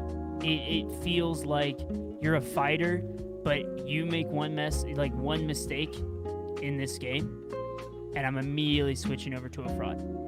Like it is, fair. you are on thin ice. Yeah, I would say they're on fighter probation right There now. you go. Is what I would There you put the Eagles Plank at. watch, right? They're on a Plank watch. little bit of plank watch right now. Yeah, I agree. Cowboys, fighters or frauds? Josh, Frauds. frauds. They're frauds. Yeah. They're frauds. I agree. I think they're frauds as well. They need to be too good to make the playoffs, and that's better than they've been this season. You had a great game against the Eagles. You can't repeat that for the rest of the way. Nope. Fighters, but no. This is where I'll say fighters, but it might be either way. Too little, too late. As in, that's actually a good one too. it looks like a legitimate team, but at this point it might not matter. It doesn't matter anymore. Yeah, too That's big a- of a that's cushion. good take. Alrighty, Packers, Brayden, fighters or frauds? Same answer I've been given, man. Frauds. Don't even have to explain. Frauds. Josh, fighters or frauds? We're fighters. We have a top 5 defense in this league, and all we need is to be healthy on offense, and we're going to be coasting through the rest of the season. I'm not concerned. We're fighters. Yeah, I'm going to go ahead and say fighters as well. I think that they're a good team. They got a good defense. That's how it is. I'm going to move on to the Bears. Brayden, Bears, fighters or frauds? They're masters of their craft, man. Look, I'm gonna say, once again, they're frauds. Like it's frauds of they're probably gonna make playoffs just because of the record, but I don't trust them for a second.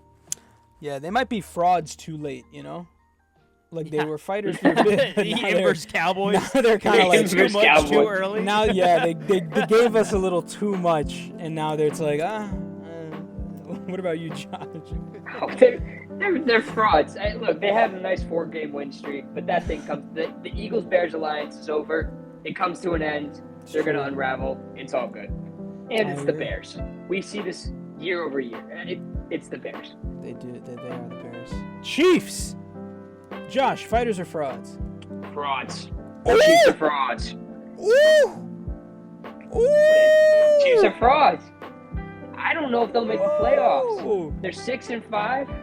I think they could lose a handful more games. Maybe even 3. So 9-8 season. That's not good enough. They're not that good. Fighters, man. Fighters not. They're fighters. They're fighters. You cannot. Nah. You can't. It feels. It's like the Baltimore Ravens. Like all it takes is one run. Yeah, All it takes is a run, man. that's true. Put them on fighters. Oh man, this one's tough. I think I'm gonna have to go fighters with this one, Josh. You can't ever count out the Chiefs, man. You can't. You literally can't. The problem is with this year, they aren't doing what they did last year. Those one-score games last year, they could finish them out. They knew how to win. I know, but sometimes all it takes that. is one. All it takes is one-score game to correct the ship, and it seems like they did it. And that was a comeback yesterday or on Sunday. Wasn't the only comeback, but that was a comeback Sunday, and it was like, now we're getting the battle of the comeback teams, and we're about to see. Believing in the Colts? No, they're frauds, bro. So what does that say? Well, the Chiefs beat some guys that I feel like, you know what? This will answer a question. Lions, fighters or frauds, Brayden? Fighters. Okay. Fighters easier. I think that's. Genuinely, it's the same argument for the Chiefs. Like, Yeah. I cannot count this team out because they are genuinely just too good. I fully agree. I think they're fighters, and the Chiefs beat them. Josh? The Lions. Okay, so they're fighters, right? It's where you expect them to finish on their season. Patrick Mahomes, you're a Super Bowl quarterback. Yeah. So you're a fraud to me because you're not getting there this year. The Lions, if they win a playoff game, that's good for them. So they're fighters. I wouldn't even count Mahomes out of the suit. I feel like we're getting Eagles Chiefs Part 3, man. I still think that's happening. Or even if not the Eagles, like Rams and Chiefs or something. It's going to be the Chiefs. So hard to knock out someone who's like, genuinely, they have the experience. Yeah. Obviously. I think it's gonna. I don't know. I can't put the Chiefs in frauds, but that's a crazy one. So we got everyone thinking the Eagles are fighters. We got people thinking that the Cowboys are fighters but too late. Two of us thinking the Packers are fighters. One of us thinking that they're frauds. Brayden. Everyone thinking the Bears are frauds. Two of us thinking the Chiefs are fighters. Brayden and I. Josh thinking the Chiefs are frauds. And for the Lions, all of us think they're fighters, except Josh has a little asterisk next to their fighters, their fighting style. But, that was a good segment. I think we got to take a sail, boys. We got to start sailing somewhere. Josh, I really hope you have like some meds for seasickness. This is really bad. It's I'll go time. get my travel gum. It's time for us to go for a sail on what is arguably one of the best segments ever created, in my opinion. And I think everyone agrees. All the viewers agree. All the haters agree. I'm gonna throw up. All of the quarterbacks actually told me themselves that they surprisingly do agree with me here. Oh my God, I forgot to animate it. Give me 1 second. We'll be right back.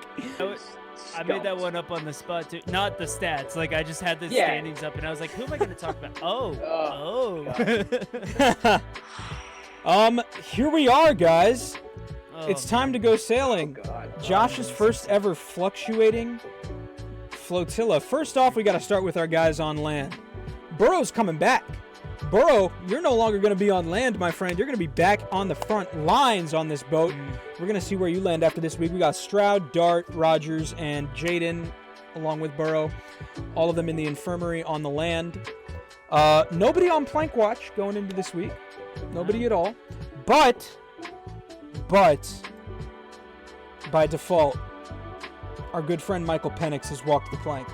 It's about time. In his, I mean, like walking not injury wise. I don't wish injury on anybody, but he also just wasn't looking good. Yeah, he tried. He failed. It happens. Moving on, we got our boiler room. Brock Purdy, Jacoby Brissett, Joe Flacco, Marcus Mariota, and Bryce Young. Purdy, come on, dude. You gotta have a better showing. You played 3 games and you have, 7 interceptions, man? It's bad. You've gotta get going, dude. Brissett, Flacco, Mariota, I don't think anybody's expecting a lot out of them. Bryce Young, this one hurts. To move him all the way down against a quarterback who is playing arguably worse than him, this sucks. Young, you got to get it together. Please don't make me put you on plank watch next week. It is going to break my heart if you have another bad game like that. Don't do it. I'm beaming. Next up, the passengers. Davis Mills, Justin Herbert, Winston moving up. Kirk Cousins. Cousins had a good game. Shador Sanders. And Trevor Lawrence, who has been a passenger since the creation of the fluctuating flotilla, he has not moved up. He has not moved down. He has stayed right there. So that's our passengers right there. I think that everybody's pretty self-explanatory. Mills has been playing great. Herbert has not been playing great. Winston had a good game. Unfortunately, lost. What does he have to do to make you move him up, man? Like, Winston? He caught. He lost. Caught I can't move him up. Caught he a lost. touchdown. He caught a touchdown. He man. did, but he lost. Somebody. Cousins, I put Cousins up there. He played a good game. Shador, he played a good game. Lawrence, he played a game. And next up, we got our crewmates. Bo Nix, Daniel Jones, Jordan Love, and Baker Mayfield. It really hurts to move Baker so far down. I might have to put him on land soon, too. Who's the backup? Bridgewater? Bridgewater's going to have to start going on the flotilla. But for now, Baker's on the crewmates. Love didn't play a great game, but he got the win, so I'm keeping him in crewmates right there. Daniel Jones, not a great loss from him. And Bo Nix is kind of in that Lawrence territory where you don't really know what's going on here. But this is what's going to bring us to our first mates. Caleb Williams, Josh Allen, Sam Darnold, Jared Goff, and Lamar Jackson. Lamar has yet to show me that he was a captain, I think, last week, and I moved him down because something has been weird since Lamar's been back. He hasn't been the reason why his team's been winning, but he's been winning. Goff has been there for a bit. He's been playing okay. Sam Darnold moving back up, had a great redemption game after that terrible Rams showing. Josh Allen had to move down. Awful showing. One of probably the worst game of Josh Allen's career. It was bad. And Caleb, first mate, Caleb's winning. And now we have our captains. Our captains of the week. And Brayden, I want you to take a bow because you have earned this. Patrick Mahomes, Dak Prescott, Matthew Stafford, Drake May, and Jalen Hurts. Arguably, all 5 of these players are the best players on their team. 4 out of the 5 of them are the top 5 quarterbacks in the MVP race, excluding Dak. If Dak's record was better, there's no doubt he would be up there with them. This is it. This is our mountain here. And Mahomes, keeping him up there because of his win. Dak, stats don't lie, game doesn't lie. He moves up to the captains. Matt Stafford is the MVP of the season. Drake May is looking a little bit, I don't know. Drake is 1 loss away from moving down. And Hurts, it's tough for me to move down Hurts after 1 loss. But yeah, that's my list here. What are we thinking? Honestly, I don't hate it. After the last week that Brayden hated it last week. Last week was so bad. And now he doesn't hate it. And Josh's first one, he doesn't hate it. Look, wow. I think if Dak has a little captain's hat, then he one of those feathers is courtesy of George Pickens, though. That's crazy. Yeah, Pickens has been something else, man. But yeah, no. Yes, I don't hate this. This is good. I think I would move Jameis up 1. Like I know he can't win, but his stats have been insane. Like and yeah. Again, that team was not winning without that team is not in that game with Wandale. I mean, that's what I'm saying. Like he's creating that's weapons. Fair. But dude, this is a pretty solid list. I dig this list. I'm okay Pretty with good. this. I like this. I think next week, a lot of change up because you're going to see Jared Goff, Caleb Williams, they're coming down. Jordan Love's going up. Dak might move down 1. So I'm curious about next week because these games. I think you mixed. Sorry, your mic was sounding weird. You said Jordan Love's going up. Yeah, true, because so. he'll beat Jared Goff, so he's got to move up. And Jared Goff comes down. Connection issues, man. Must be something. My question is, weird. if Dak loses to Mahomes. If Dak loses, I don't know if I can move him down, though, because if he plays well, it'll be tough. Because I don't see the guys below him playing well enough to go into that captain. I don't see anybody on the first mates passing any of the captains for the rest of the season. Maybe Lamar. Like, if Lamar can really find it. Lamar is tough, too. But they Allen. play the Bengals this week, man. Like, they do play the Bengals. If he's going to find it, he's going to find it. That is true. But yeah, that's our flotilla. It's time to move on to yet another one, man. Yet another one. This one is going to be... I have a lot of questions, Brayden. And You should. this one is kind of making me a little annoyed. Yep. But we're gonna so talk. that- I'm gonna go ahead and share Yeah. this with Yeah, go everyone. ahead. Last week we talked about who I would have babysit my kid that I don't have. But this week, Josh's reaction to that showed that he definitely didn't get to the end of last episode. It was ridiculous, dude. It made no sense. So yeah. So we have Thanksgiving coming up. If you're listening, we have Thanksgiving coming up today. If you're listening a day late because you had a family, then you're eating leftovers right now. And right now, here's what I'm talking about. This season, I want to talk about some Thanksgiving dishes that I think these teams are. So, look. We're gonna start with the turkey, the main event, the team that literally like all roads in Thanksgiving lead to the turkey, and I think in the NFL right now all roads lead to the Los Angeles Rams. Okay, I think like they the are Rams. they're the main event. They're it, right? But right below it we have the mashed potatoes, right? If you're telling me that you're at Thanksgiving and you don't grab mashed potatoes, you're wrong, right? These are the teams that like everybody kind of likes and is like, you know what? These teams are solid. They can't necessarily like they could make your Thanksgiving if it's really good mashed potatoes, but they're like you're never like expecting that, but like also kind of a nice surprise. They got to be good. They got to be clean. They got to be crisp. That is the Detroit Lions, the New England Patriots, the Buffalo Bills, and the Seattle Seahawks. Now, what I'll say after that, you got the gravy. Okay, gravy. Gravy's fun, Gravy's really fun. Gravy is I don't something that hate this people now. Yeah, gravy is something that people like. I have no clue what goes into that, and you have it's like loose, it's fun, it's all over everywhere, and you're like, you know what? Yeah, why not? Let's throw more gravy on that. I don't care if it's like the best gravy ever or if it sucks. And we see both sides of the coin there with the Baltimore Ravens and the New York Football Giants right there. By the way, this is not They a are tier fun. list of like They are fun. greatness. Yeah, they're fun. They're fun. This is fun. I like watching And them. honestly, yeah, if you're telling me you dislike gravy, I don't trust you.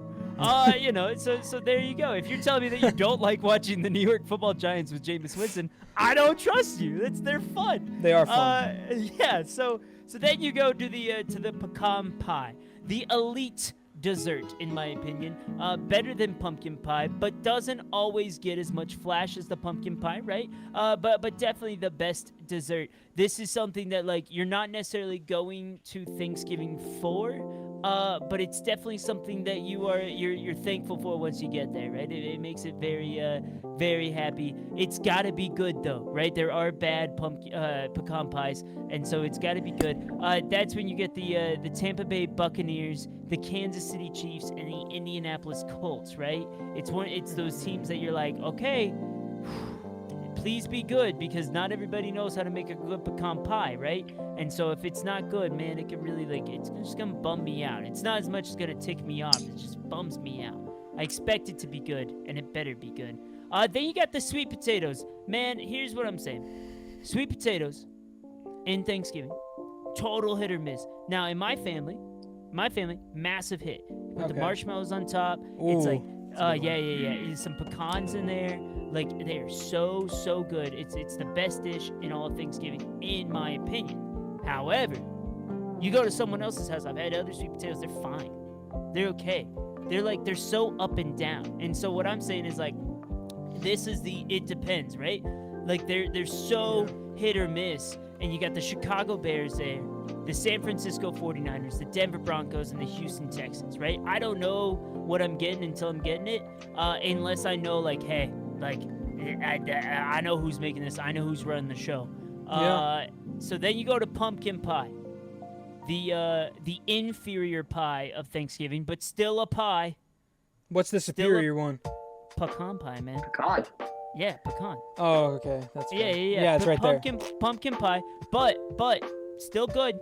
Still good. Now, it is hard to do though. Because often in pumpkin pies, right, you get all the cracks, right? The cracks start coming through there. It can get it can sink inside. You can get a really shallow pumpkin pie and be really dry.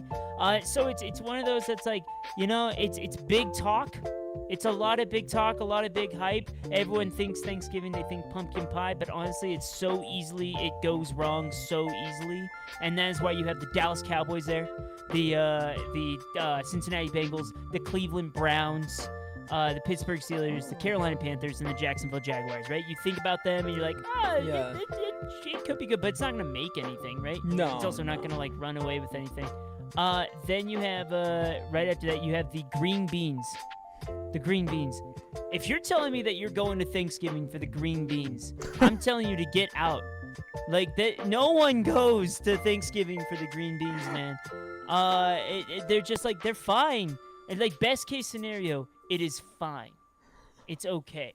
Worst case, genuinely, I'm not even putting them on my plate. I don't care about them. I don't want them.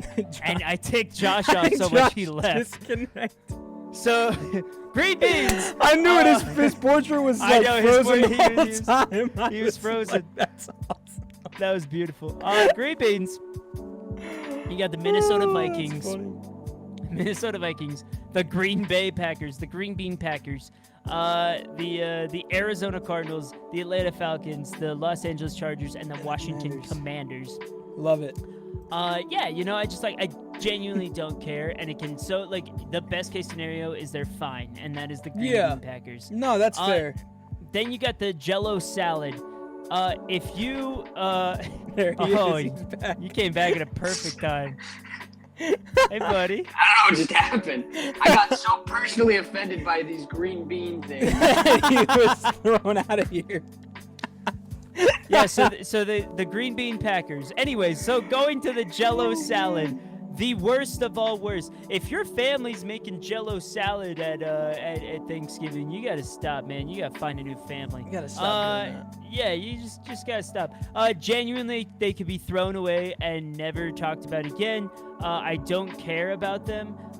They're honestly a disgrace to the Thanksgiving dish, to Thanksgiving set, and immediately belongs in the trash. So that's why you have the New Orleans Saints there, the Miami Dolphins, the Raiders, the Jets, the Titans, and of course the Philadelphia Eagles. Okay. There is so much wrong with this. I'm so thankful for this list. I'm thankful that it's a perfect list and there's nothing been wrong. Here's the thing. Josh, you did miss the green bean. Genuinely, it fits perfectly with the green beans. So you can't keep the Packers and green beans. Put the Cowboys down in Jell-O salad and put the Eagles up to turkey. Oh man, you're one of those people, huh? All I can say is, looking at this list, this is clearly Cowboys biased. Yeah, this is the craziest Cowboys pumpkin pie. This is the craziest Cowboys bias I've ever seen in my life. Yeah, because that's so cool. This is we ridiculous. know who made this list. We know who made this list. Yeah, it wasn't me. Come on, Brayden. Whatever. Welcome to the worst list, the worst tier list of Brayden's tiers. Crazy. Oh, man. Buccaneers also should not be pumpkin pie anymore. Get them out of there. Oh, pecan pie? Pecan pie? I mean, pecan. Yeah, get them down to green beans, man. Oh, man. Okay. They're not fun to watch. They just, it can easily go wrong, and it went wrong. Okay, you know what? I can't even argue with that. Yeah. Well, that's Brayden's tiers. Oh yeah. So the silence after that spoke numbers. Wow. Okay. Fine. Yeah. I was gonna tell you guys how thankful for you I was, but you know what? No, listen. I'm thankful for football now. That's it. Listen, I'm so thankful that we're doing this show, and I'm thankful that I get to do it with you guys who know quite a bit about this sport. And, going to school with people and talking about football every day and now turning it into something is fun. And it's like a dream come true. And I'm happy that we're able to do it, man. I'm thankful for it. Thankful for y'all. Hey, I'm thankful for you guys having me on. Appreciate it. Oh, yeah. Thankful for you coming in, Josh. Thank you for thankful for Freddy having to go to Times Square. And thankful for a Dallas Cowboys win tomorrow. It's going to be thankful for Times Square, but we will see who wins. Starting with our Thanksgiving slate coming up tomorrow, or today, I guess if you're listening. One of the games probably was already played, actually. Does it start at 9 a.m., one of them? 1 o'clock. 1 o'clock? Oh, so you're listening to this before the game. Get ready, because Packers and Lions is about to begin. So thank you all so much for watching. And thanks for tuning in to Behind Enemy Lines. And yeah, we're thankful for all of you. Go be with your family, guys. Come on, why are you listening to this like on Thanksgiving? You should probably be with your family. Make your family listen with you. Yeah, at least listen with them. Yeah, make it a communal event. Make it like a yearly thing. Yeah, every Thanksgiving with Behind Enemy Lines. Just listen to this episode. Yeah, only this one though, and then never another one. This one every year.